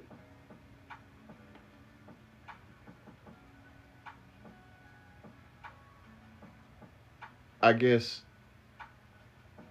the conversations that are polarized, the conversations about religion, the conversations about spirituality, the conversations about politics, the conversations about history, only when we begin to have these conversations in full are we actually allowed to, let's say,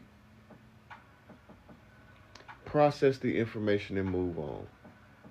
When do we get to the bottom of, if we are designed to be family, why is there not one successful family role model that we are shown, specifically in America as well too, but why is there not one family role model that we are shown? Not because they are famous, not because they are wealthy, but because they try, because they are a successful family, because they are genuine, because they have internal problem solving skills. Where is the ideal family that we're supposed to emulate if that's what we are actually supposed to be valuing? Because that's what, if you really want to find out what a country values, look at what they're allowing for their people to become. Look at what they're showing their people for them to become. Because America will tell you we're the land of the free and home of the brave, but where is the support of family in that? Where is the proper representation of the people who made you? Where is any of that?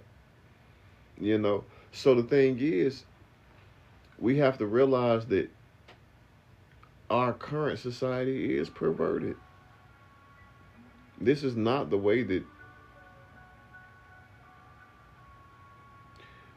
originally we had ever governed ourselves. We can tell the smartest technology we have, which are the mounds and the pyramids, why don't they work? We were the ones who built them, but why don't we fix them? We were the ones who took the caps off of them.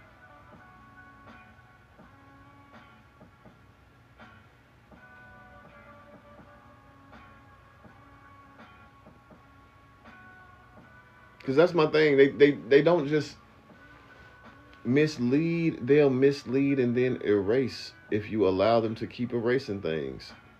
It's like, has anybody heard that the pyramids weren't built by humans? Anybody hear that? The thing that makes you the most powerful is just being yourself. Just being. But being with discernment.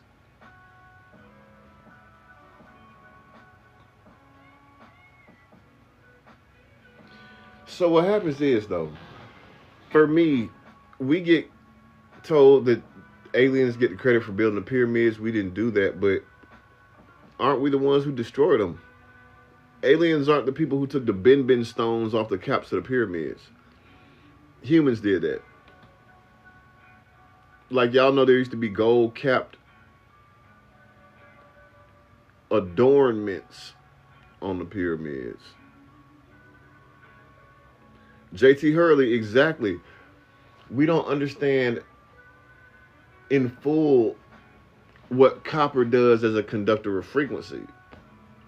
We don't understand in full what gold does as a conductor of frequency, but they both. But as far as frequency and not just plasma or electricity, when it comes to the magnification and amplification or the purification of frequency, gold is unmatched. That's what gold does. Like even in the Bible, that's what it says gold is for in Eden. It says the gold is, no, well, actually it says the gold is blessed because there's bdellium, onyx, and the tourmaline stone is also there.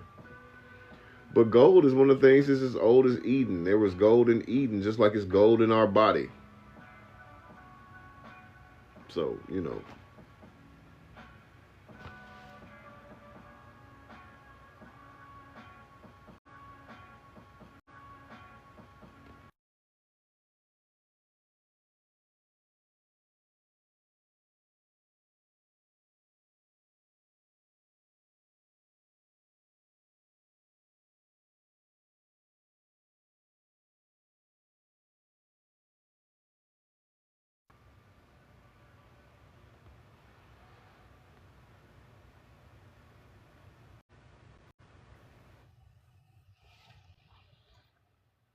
What's up, brother? How you doing?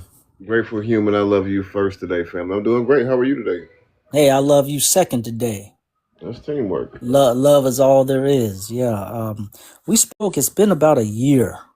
We spoke before, but yeah, man. I just wanted to come up, vibe with you for just a couple minutes. Say hello. I just joined, and I heard you talking about the sort of perspective of what's being given attention in terms of when it suits the narrative, the credit is taken away. And it's like, well, hold on a second, where should the credit be, and what have we done with what is of value? And I was thinking how the last thing you said was how gold is in our bodies. And there's a relationship between how we treat our temple and how we might treat and desecrate an external temple or energy conductor. That energy is supposed to be going through and flowing for the benefit of us and others. And so, yeah, man, it is about this temple and purification in the right way at the deepest level, which is gonna get back to alignment and the frequencies. And I personally believe that highest frequency, people talk about authenticity, but I believe that the highest frequency is love, and that whatever in our deepest space within ourselves that we can conceive of what that means, which is going to be, what is good, what is best for us and others. To that degree, if we can focus on that and give that to ourselves and others, then that's sort of the North Star, so to speak. That's that can be our guiding force. I fully agree. One thing that I know is that feeling is our perception. Like no matter how they break it down, even with all of our other senses, like your touch is actually you feeling. Your hearing is you feeling vibrations through fine hair in your inner ear. Your taste is you feeling information across microvilli, this fine hair on your tongue. You know, the only parts of your body that doesn't use like a fine hair is your pineal gland, and it uses hydroxyapatite crystals. But the thing is, I always thought it was crazy how when I wake up from a dream, I might not bring back the scars, or I might not bring back the gifts, but I always bring back the feeling. You know, and it allowed me to realize that there are so many people who have gifts just like me, but the way that they have been experiencing this existence hasn't allowed them to love themselves in a way where they value their own gift yet. And that's the thing that I guess maturity taught me as well, that it doesn't matter how great your scope or how great your view of somebody's gifts if they can't see them for themselves.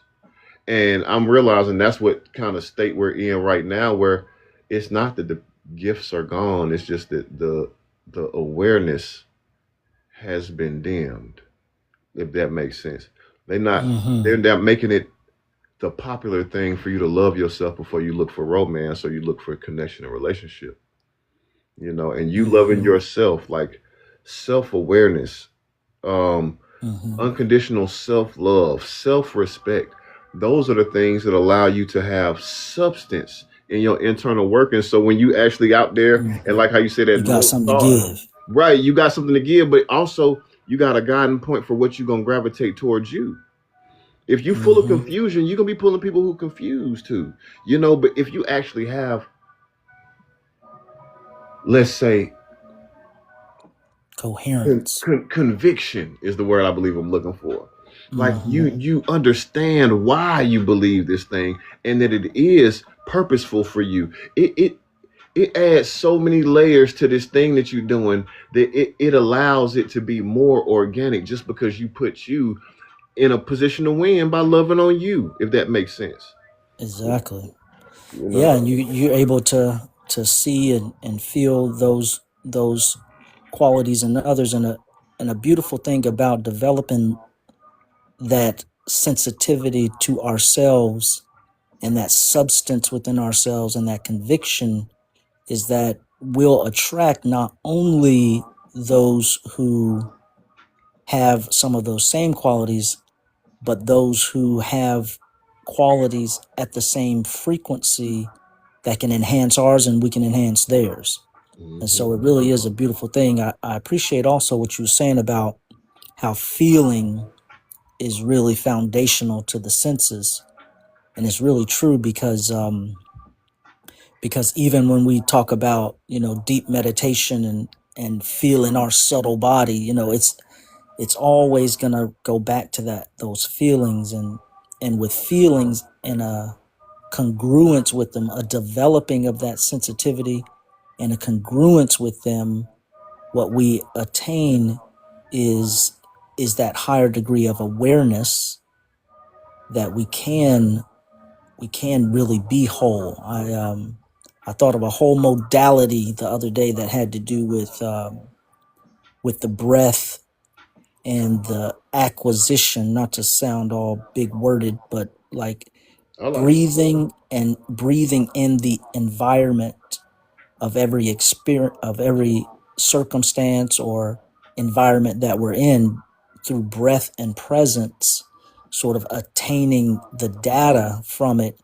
And then from there, we can tap into our intuition and really know how to move and be able to feel deeply enough to where we're not just moving with the mind. We're not just moving with thoughts. We're moving with, and not even just moving with feelings in our body, but we're moving with feelings that are connected to, for lack of a better way of saying it, our higher self. It's connected to the movements and motions and cycles of all of creation, Right. down to that very moment in those circumstances, because we're grounding ourselves within our breath and that and the circumstances, and it all relates back to feeling and loving on oneself and developing one's gifts of love within oneself. So everything you was hitting on. Yeah, and this one thing I want to add too. Um, If we actually know that we are in source's image because we have been a source ourselves, sometimes you have been a source of joy, sometimes you have been a source of entertainment, sometimes you have been a source of education, sometimes you have been a source, whatever you are, and you have been a source of just by being yourself, that's what you are. So when we talk about the pieces that we are individually, that's one of the things I feel like we don't put enough weight on the individuality, but only because the individuality has been made separate. Like when we think about the word individual, we think about disconnected, right? When y'all think about the word individual, you think about isolation, you think about disconnection. But what happens is through, let's say, the lens of self love, you realize I could have never been disconnected from anything. My parents made me. I just look like one thing. I'm representing so many people, Hmm. and by me giving this person this experience, this unconditional love, this education, just this kindness, even if that's what it is, I'm Hmm. representing every one of me who would have wanted to do this kindness and they don't have this chance to right now. Hmm. Exactly. Yeah, Yeah. that's a nice idea because when we think about individuation, uh, when we know that there is one source or it's an underlying consciousness, we know that when we're seeing others, we're seeing parts of ourselves. The individuation is not separation; it's distinction. Hmm. Distinction is beautiful because it shows another expression of that one thing. And Hmm. so that's a really nice idea that it's like, hey, I can be this kindness right now, or I can be this love, but I want to put all of myself, all of my ancestors, all of everything into this one expression of the whole thing. And so it makes our kindness that much more potent. It makes our love more potent because we're present with it, and through that presence we can tap into, outside of time, and really have power behind it. So yeah, it's a nice idea about gratitude. Like you said, there's others who would have loved to have the experience of connecting with someone across the world, but they didn't have telephones. Or Right. I was seeing the other day how the average amount of images and even thoughts, because it's based upon the stimuli, how many images someone way back in the day, well, not even that far back in the 1800s, how many they saw, how many experiences they had in their lives.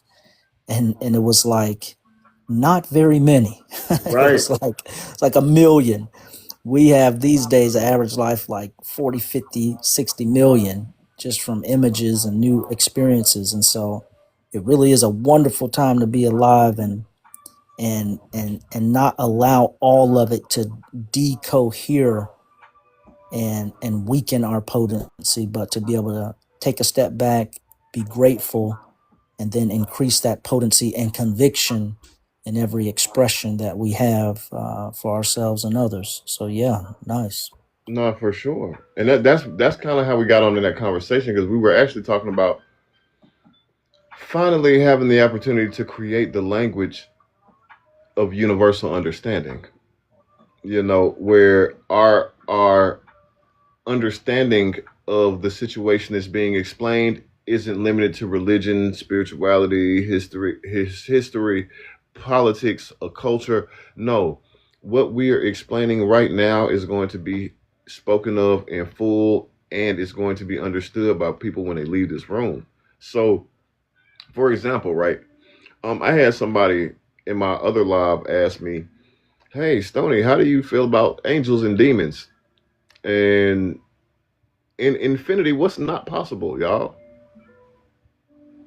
What is not possible in infinity? Can anybody tell me?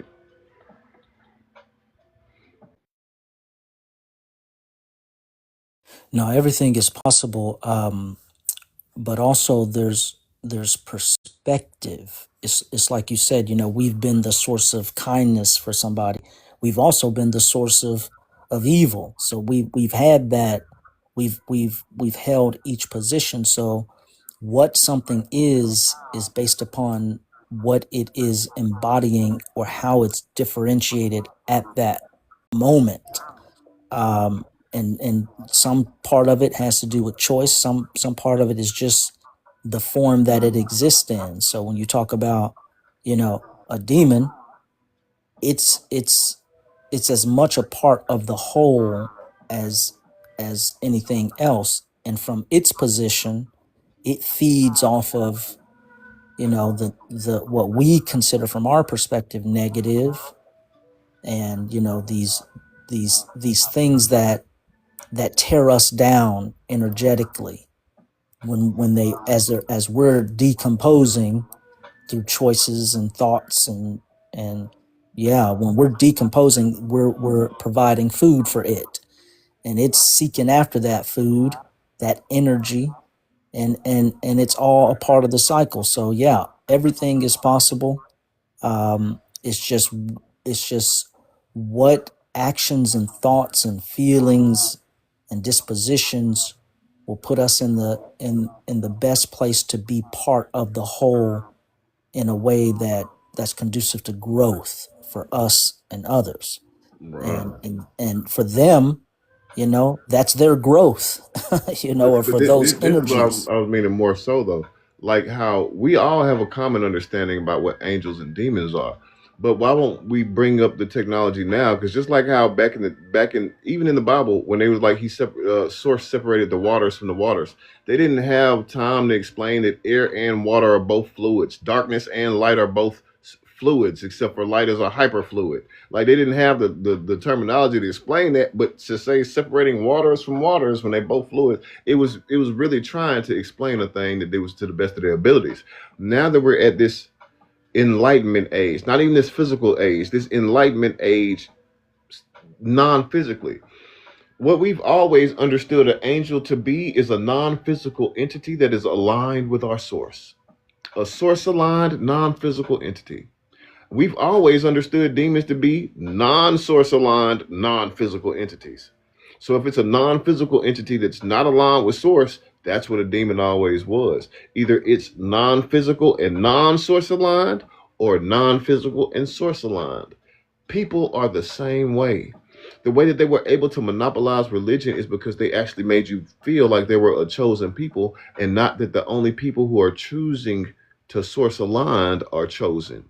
The only people who are chosen by source for alignment is those who choose to align with source. That shit was Hmm. always understood. It's not like we just said this. You can't heal me in place of me choosing to heal for myself. Hmm. So, how could my grandfather have matured non physically for me? It's specific. You can't mature for me. Your soul cannot mature for my soul. I don't care if Hmm. you're my mama or my daddy. You can cover me. You can speak life into me. You can empower me. But if I don't take that empowerment and I am aware of it, I'm able to turn that self awareness into Alchemize maturity. it. I can't Hmm. apply it. That's why you never hear about Adam and Eve learning that they was in the image of Source. You never hear about Adam and Eve going to heaven because the passage don't exist. It's nowhere in there. Hmm. You understand me? It's because what happens is they never realize they in Source's image, and they the first ones supposedly who are. They never have a rest to actually relax while they're in Eden and just be themselves. It doesn't call you a doing; it calls you a being.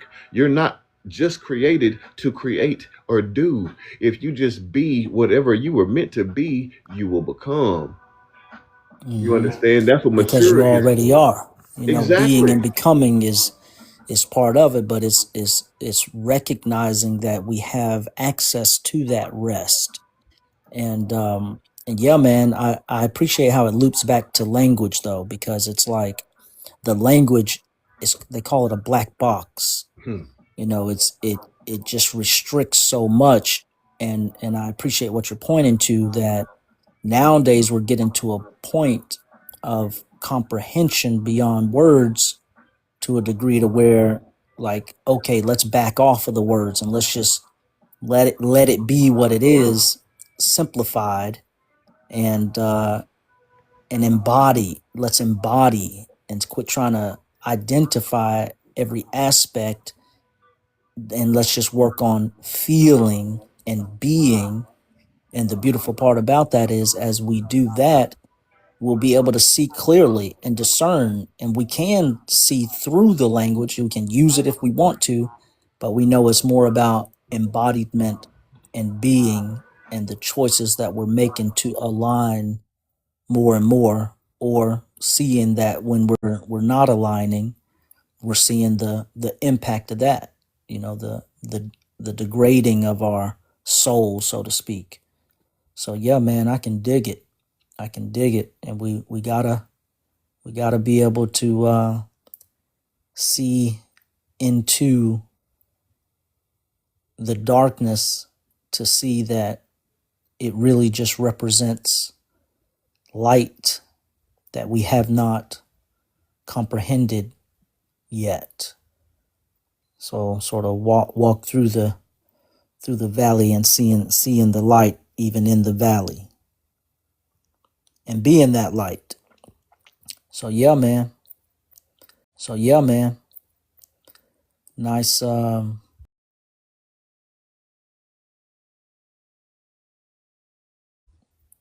I appreciate you. I say.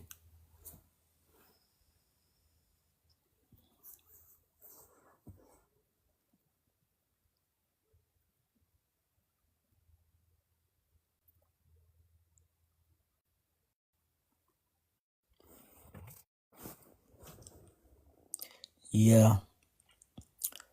We all have that choice, like you said, this disembodied being, an angel, being more aligned, and a disembodied being a demon, being less aligned, and humans are the same way. And the thing is, there's no angel without the potential for the darkness, and obviously any demons of the light. And so with us, it's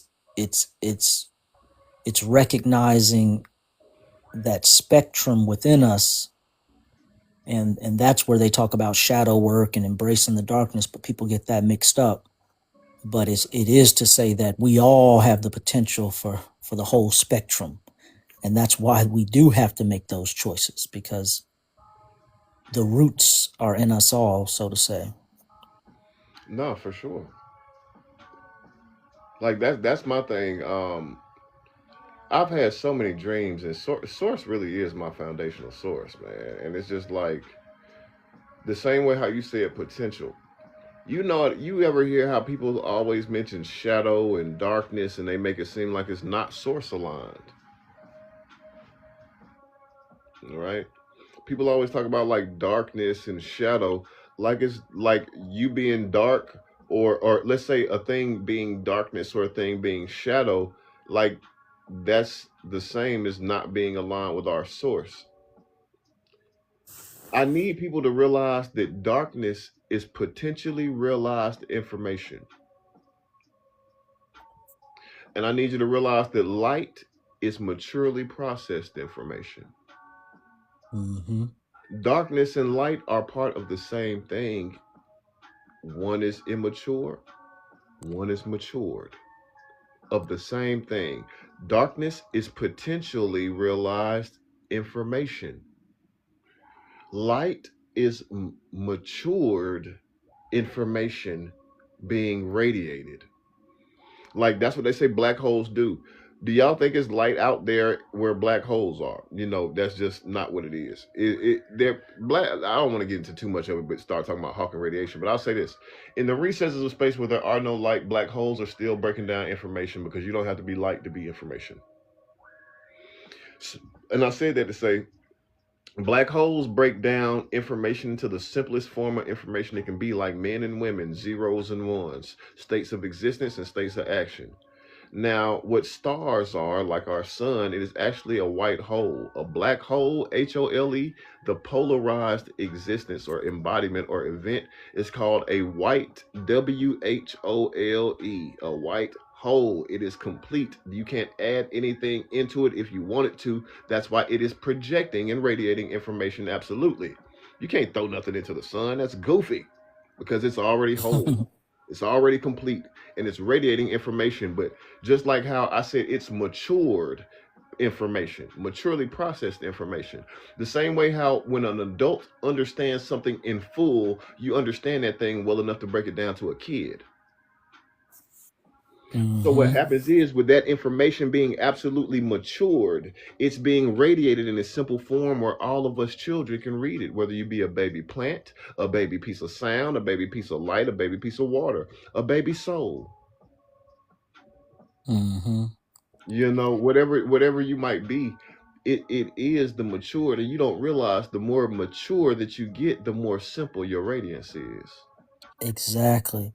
And that's exactly what I was hitting on earlier, or what we was hitting on, because it just made me think about night vision goggles. And I don't want to get too esoteric, but when we talk about polarity, which is one of the principles, we know that things that are opposing are always the same thing, just based upon where you're looking on the spectrum. So Hmm. it's dark in here. Okay, but is it that dark that is impenetrable? And what's the reference point? The human eyeballs, So it's like, hold on a second.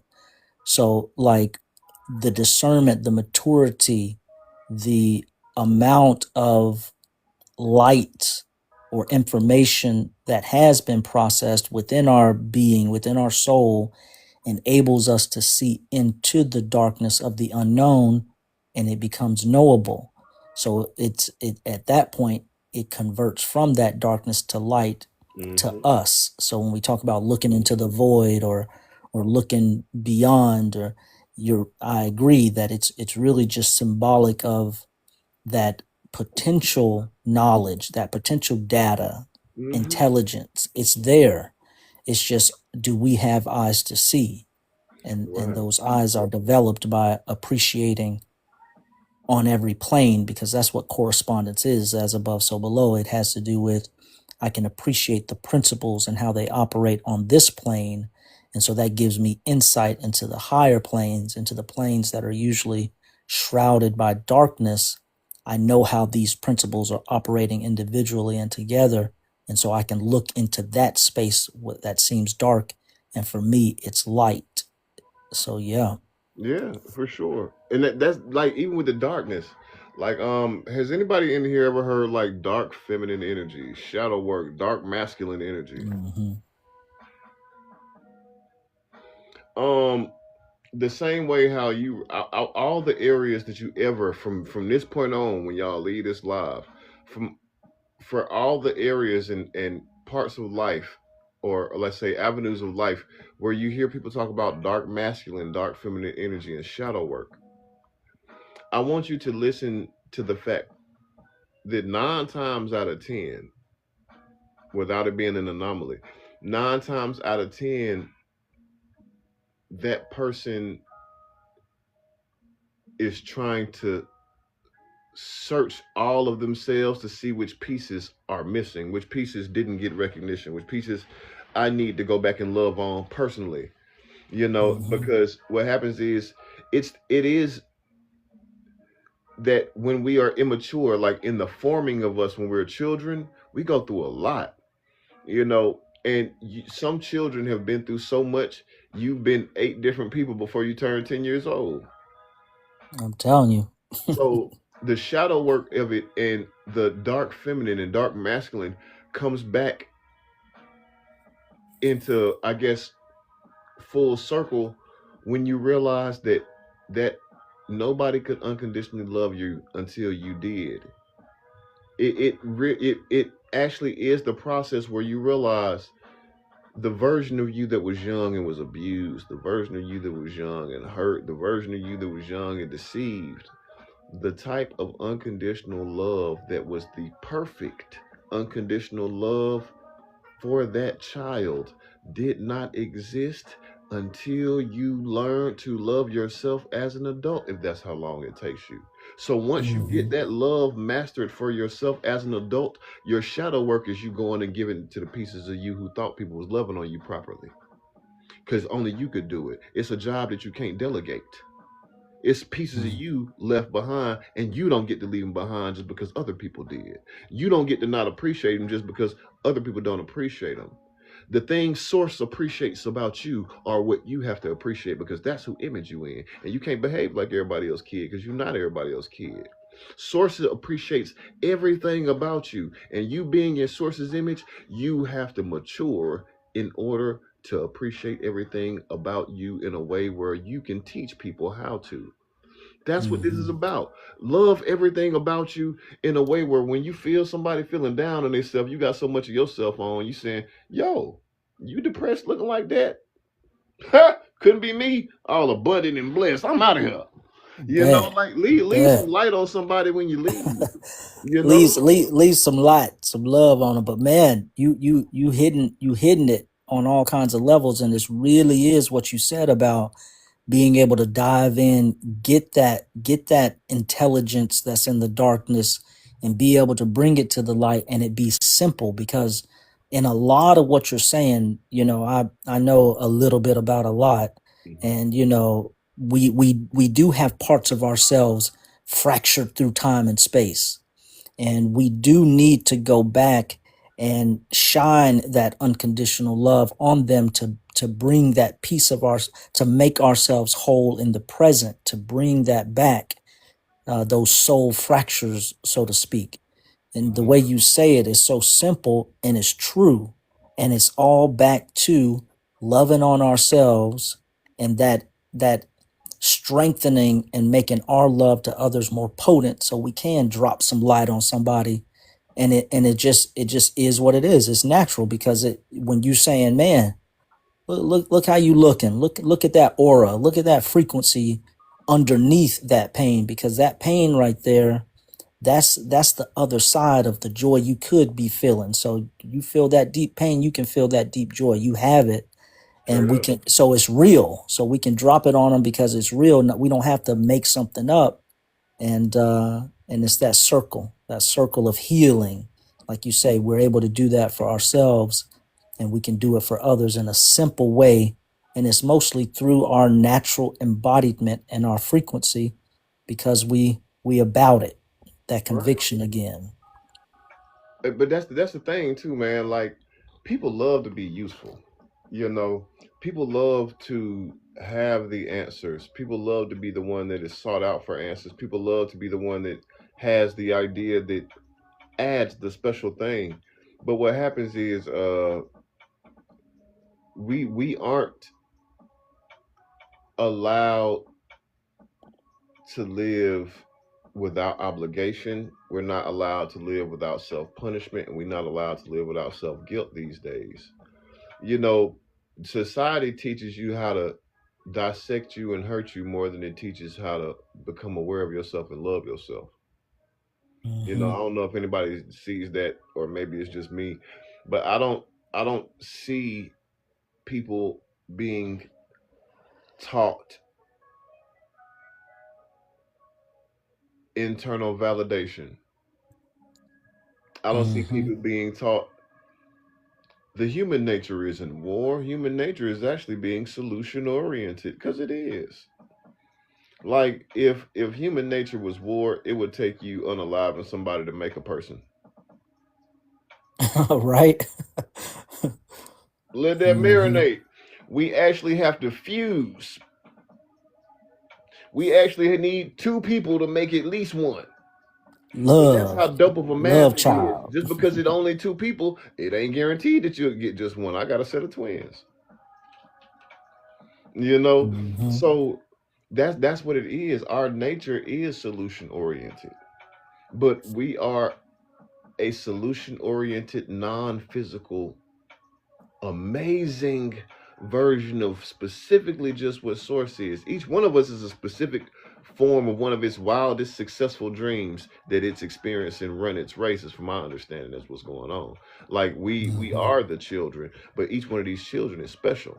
Each one of these children has the potential of each of the other children. But who gonna choose?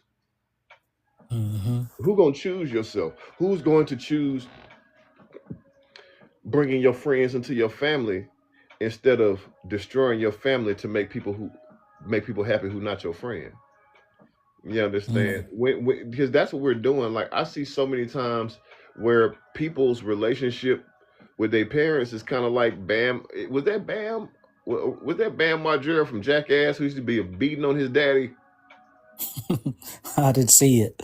Man, it was an old show, and this dude, man, it didn't matter if his dad was on the toilet, his dad was asleep, his dad was focused, no Oh, matter he was what he trying to was doing. making the pranks and stuff. Yeah, and it's just like, bro, that is your daddy. Let that man rest.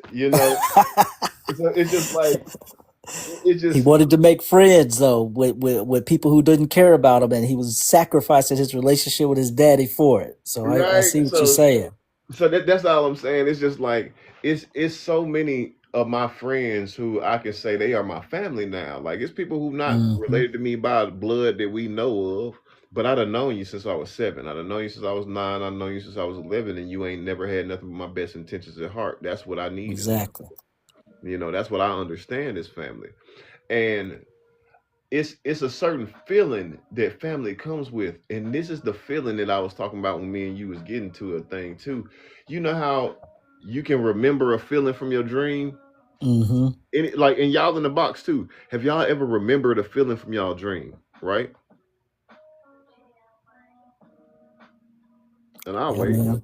Sometimes they be more real than the feelings we be feeling when we awake because we got so many barriers in this waking world. We don't really be feeling like we need to be feeling. But in the Yeah. dream, we got those barriers down and we really be feeling.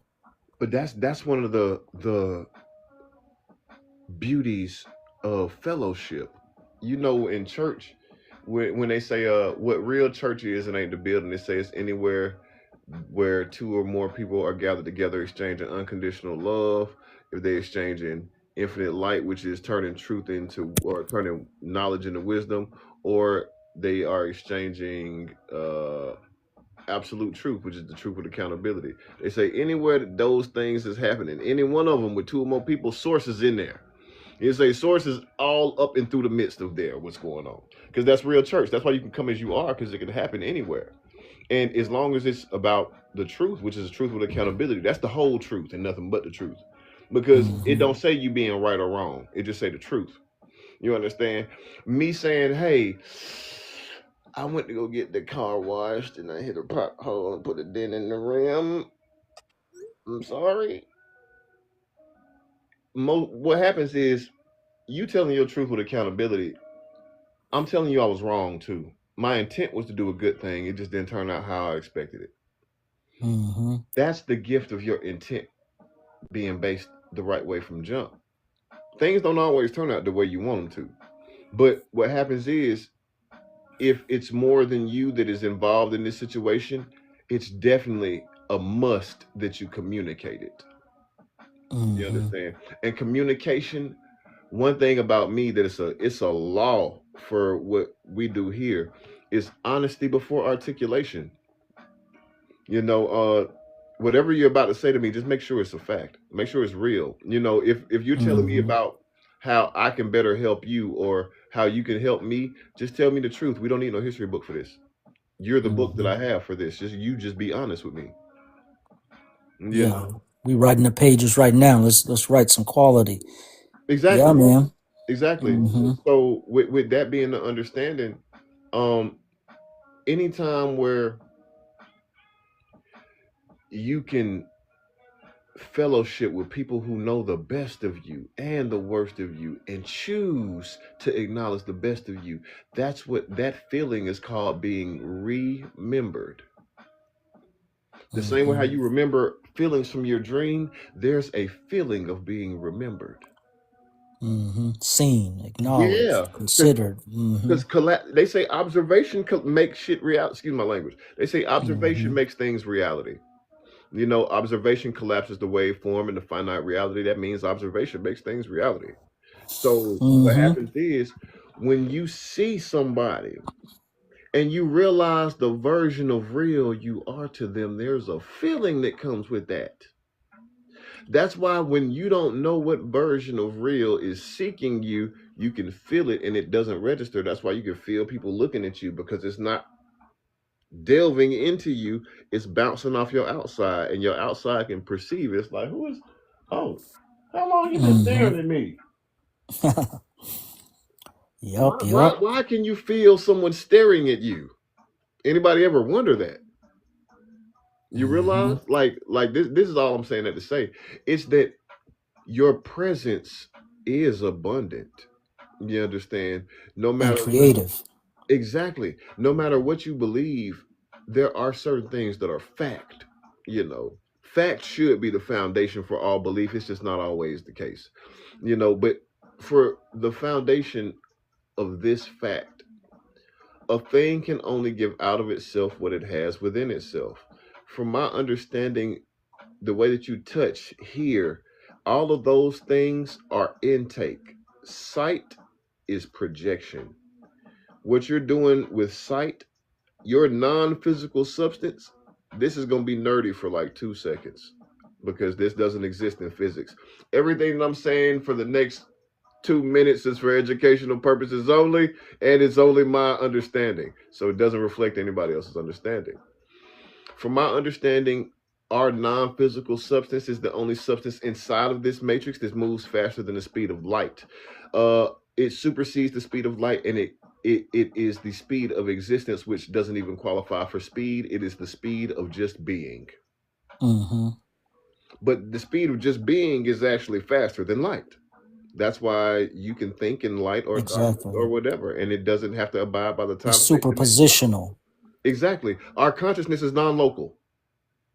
So Mm-hmm. we get to exist in a state of superposition all the time by being able to use information from our past in the right now to make better decisions for the future.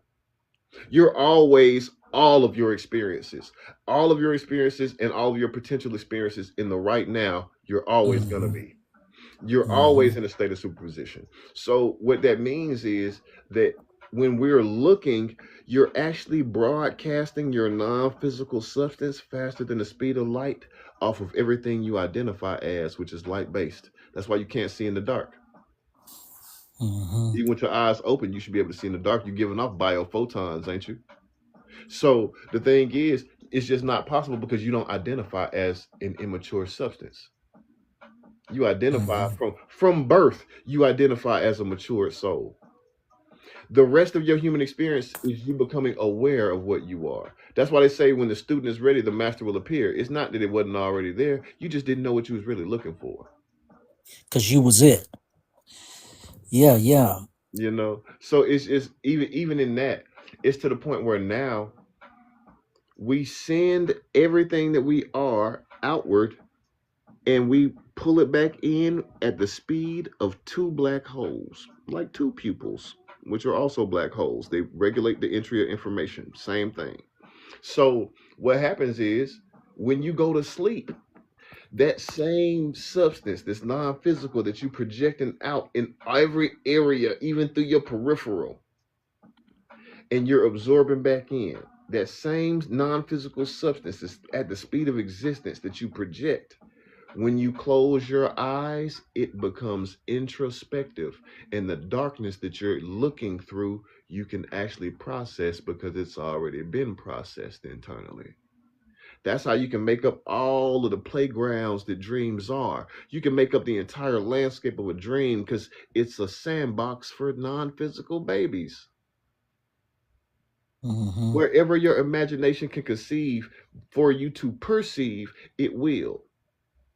When there's a dream that you have and there's a sun, do you think Source is sitting there and in charge of making every sun that you ever dream, or did it make you capable already?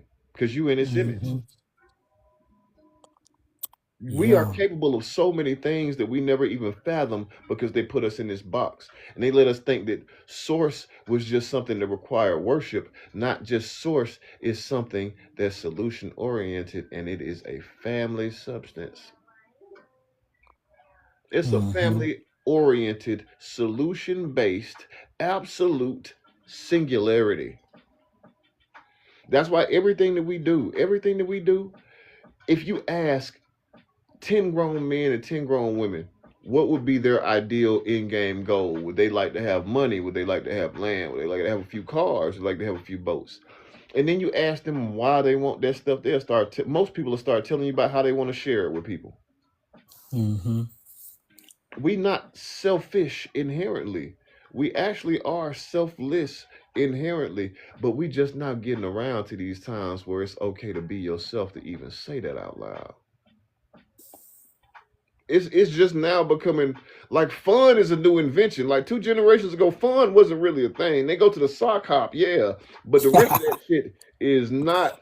Like life was hard, dog. Like, Yeah, like yeah. Great depressions and all that. exactly. Let So I'm saying like fun is a new thing. So for us to be Yeah, able to have the ability to choose to be as horrible as we could be, and for us to still choose spaces like this where we actually love on each other, man, that's amazing. I don't know if y'all think that's amazing and y'all are thankful and grateful for that, but I am.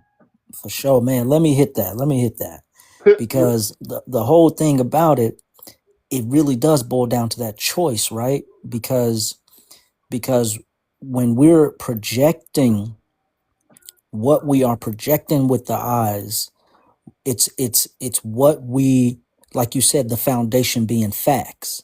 So is it a fact that we have the whole spectrum of capacity within us? Yes. So we could put a fact that could be the foundation of the fact from which we're operating, and the fact of our internal state and our frequency, which is not selfless but selfish, because that's where we're sort of polarizing to, and then we're projecting that out and we're receiving it back, and we're really creating that conviction within that state. But like you're saying, it's about coming back to putting off these, getting out of the boxes that we've been put in, and going back and loving on the parts of us that wasn't loved on right, to be able to make that foundational fact of our nature, which is love, because that's the source. And then from there, when we're putting out, when we're collapsing waveforms of confusion and waveforms of selfishness and pain, and we're collapsing them with our, what we're putting out. And as we're putting that out, and we're seeing those collapses, and we're seeing through the darkness, and we're seeing the light even in the darkness, then that's what we're getting back, and it's feeding us, and it's reinforcing that condition. And that's what growth is. That's that familial essence. That's that good stuff. For sure. But that's what my thing is. My entire philosophy is family is the first familiar. The first familiar bond, the first familiar information, the first familiar housing, home, all of those things. Family teaches you that. And we just get so confused by experiencing this physical experience. We don't realize we in this physical experience, not of this physical experience. And it's hard. It's Mhm. hard to even fathom what that means.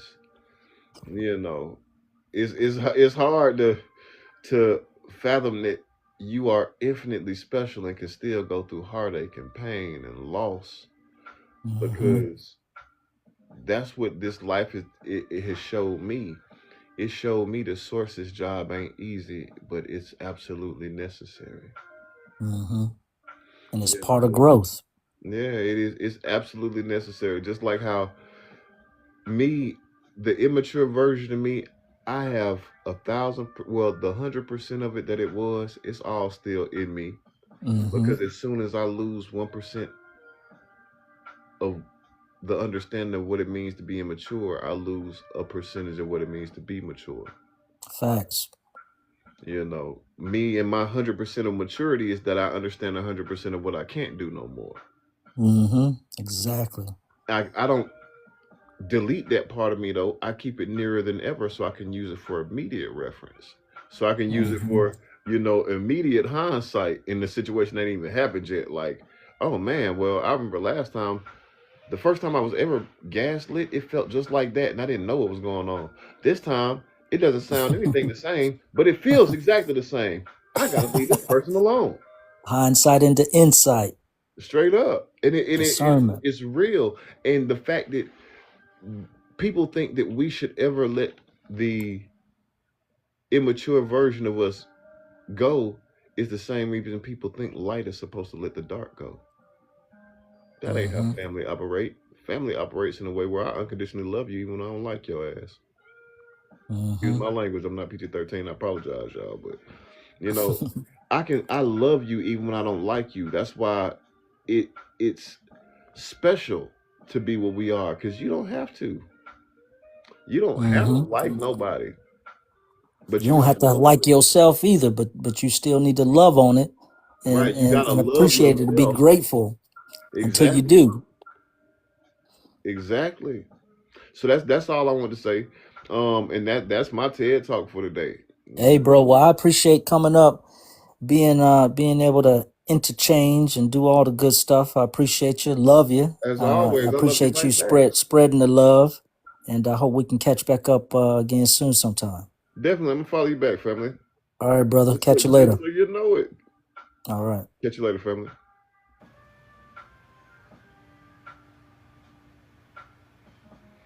Light of the soul, I love you right now. I do. So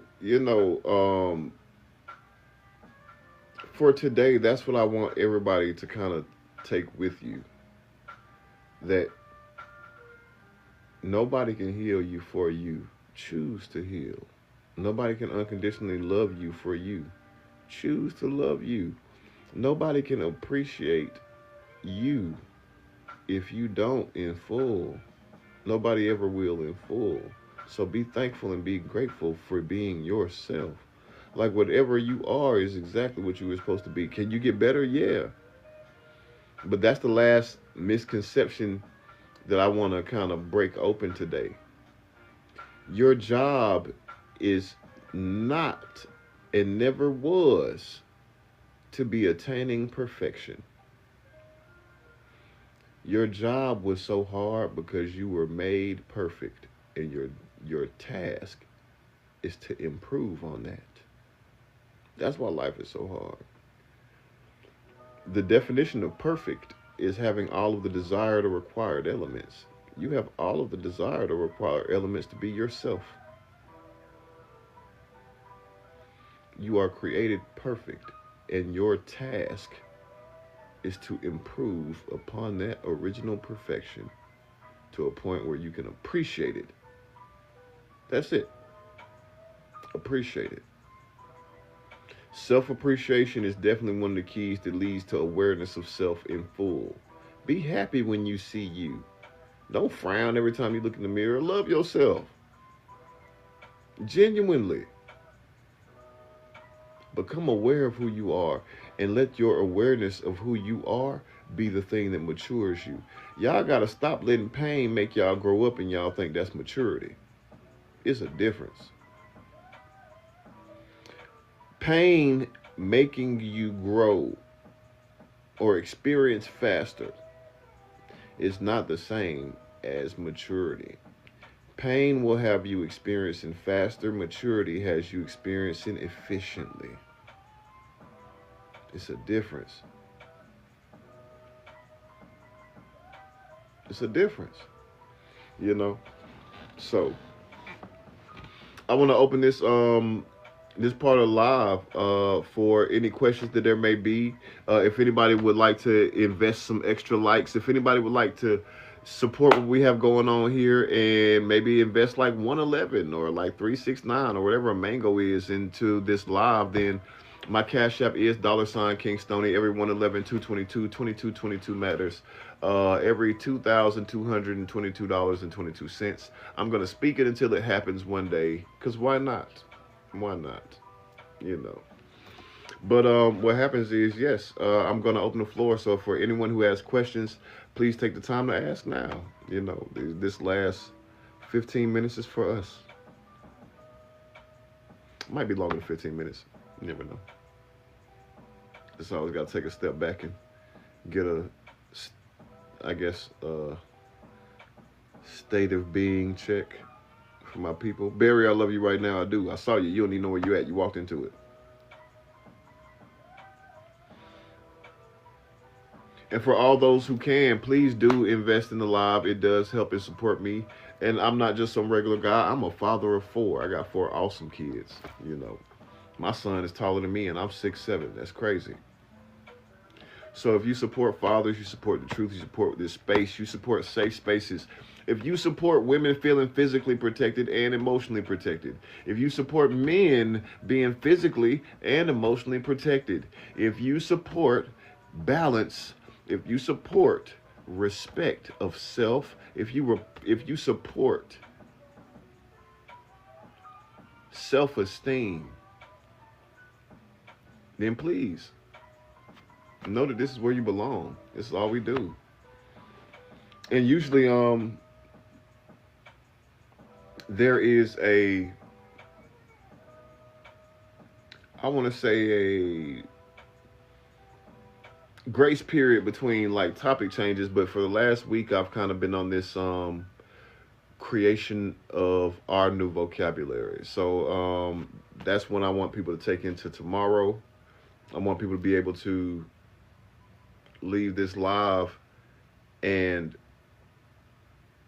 when you hear things that resonate with you, I would like you to be able to write things down so we can start, you know, having bookmarks for our spiritual journey, if that makes sense. So I appreciate you. I do. And the floor is open, you know. Her love is divine alchemy. Thank you so much.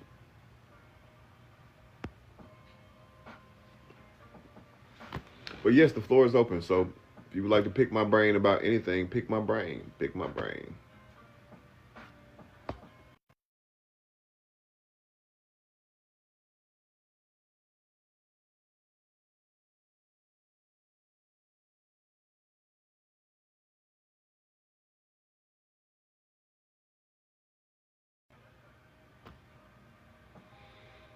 Oh, Laura, I sell jewelry. Thank you so much. I appreciate you. I do.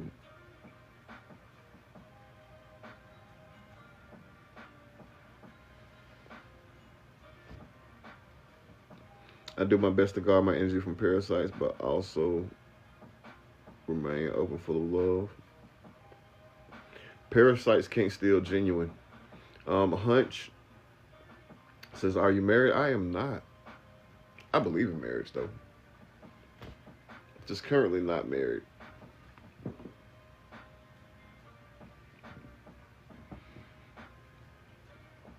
I am in a relationship with my congregation. We go together.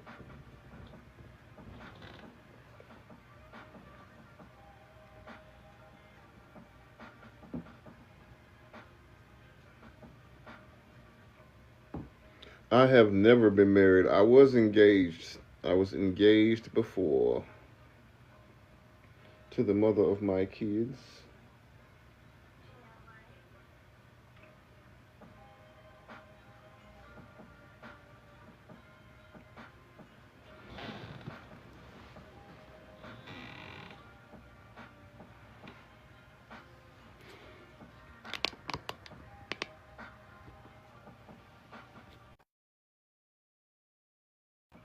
Our goal was 22. No, our goal was 33 a day. We made 111 of 33. So it was a beautiful day. You know, beautiful things.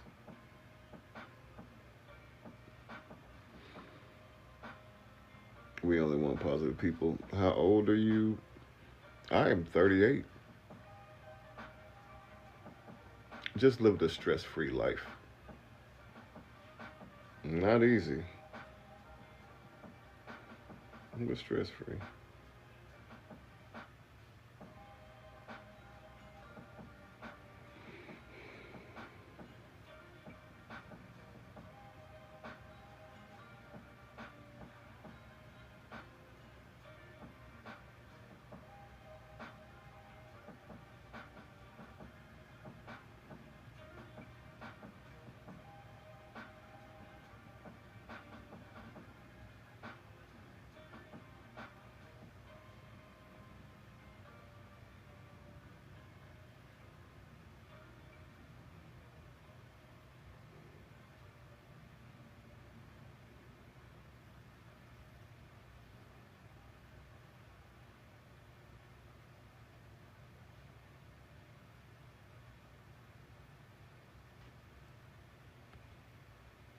I was feeling deficient and you abundantly fill my cup. Oh.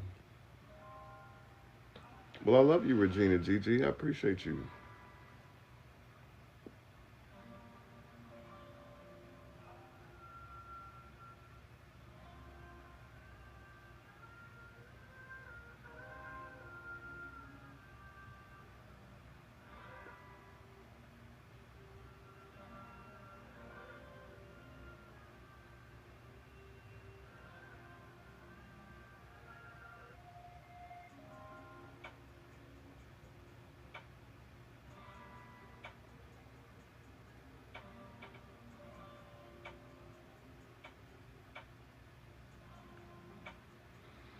Know Me and Alchemy. The topic for today was originally the difference between trauma bonding and experience based apathy, as well as creating a vocabulary with the foundation of understanding and not validation. So basically, we were talking about the fact that when I was younger, I used to hear a lot of people use their difference in vocabulary to belittle somebody's intellect and or understanding when the person's understanding was actually advanced.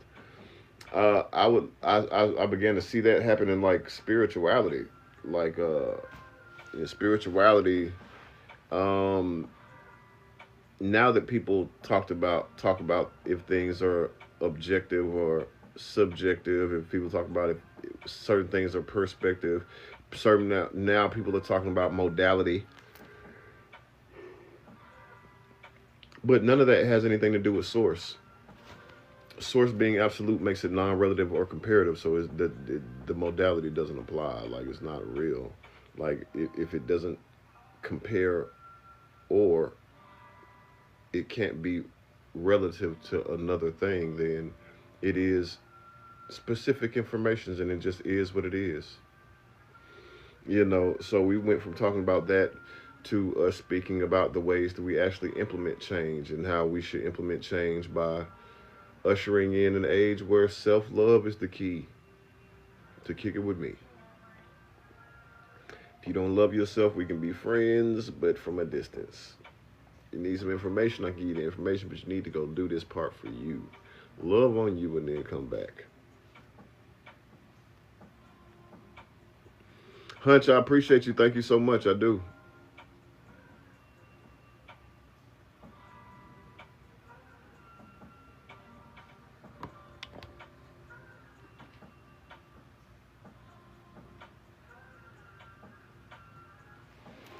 Nature Child says, when going to a church, how can one deal with the energy of a preacher preaching love and hellfire? You be the unconditional love when you know that hellfire ain't something you're supposed to be wishing on people.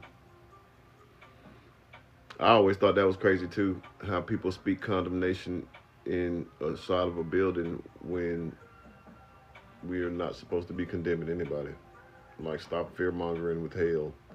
Hell originally wasn't even made for our kind. Hell was originally not something you could accidentally end up in. Hell originally wasn't even the name of it. It was anywhere that wasn't home. Because not to be funny, heaven is originally home. And hell is anything that is outside of home non-physically. Imagine heaven being home and then you leaving this body and you don't go home.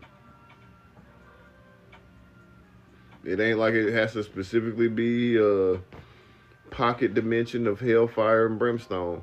But baby, in a world where everything is infinite and everything's alive, I guarantee you home is the place you want to be. Home is the information. Home is the solution. Home is the monopoly on all working informations. And inside those working informations, there is no entropy. Inside those working informations, there is no confusion. So imagine if all you got outside of home, non-physically, is confusion and questions. Pain, confusion, and questions. Pain, confusion, and questions being your trinity after you leave non-physically would, I could see that burning.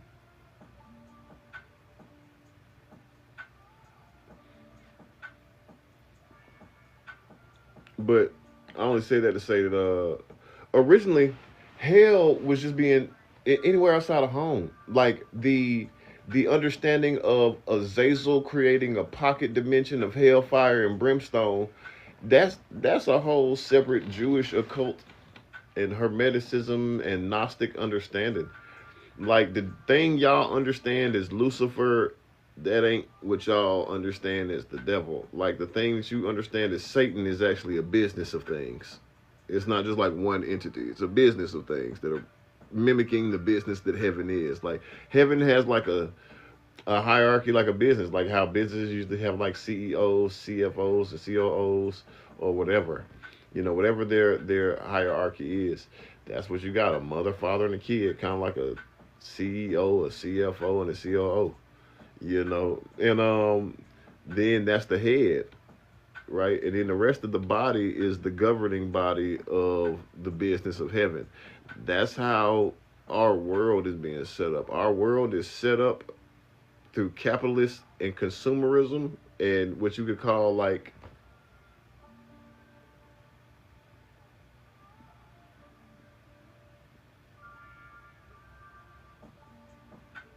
I don't want to say totalitarian, but what happens is it's like is communism, like where the fine group, a select group of people are divvying out everything to everybody. It's like a fine group of people control all the agriculture.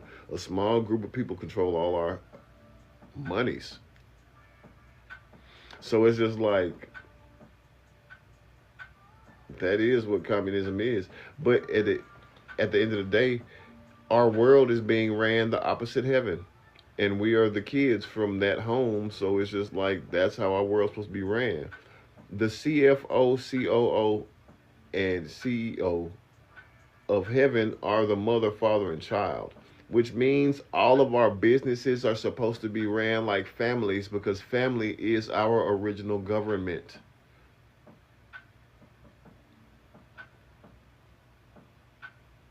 I'm sorry, Hunch. I'm about to leave too. I apologize. But what it is that when we talk about kind of hell being punishment, it's just cause and effect. People don't realize the original hell is like a scar on the body of God that's not done forming yet. And when it finishes forming on the outside of the body of God, all the things that cause that scar will be bound to that scar. And the original, let's say descent, it says a third of heaven fell. Child.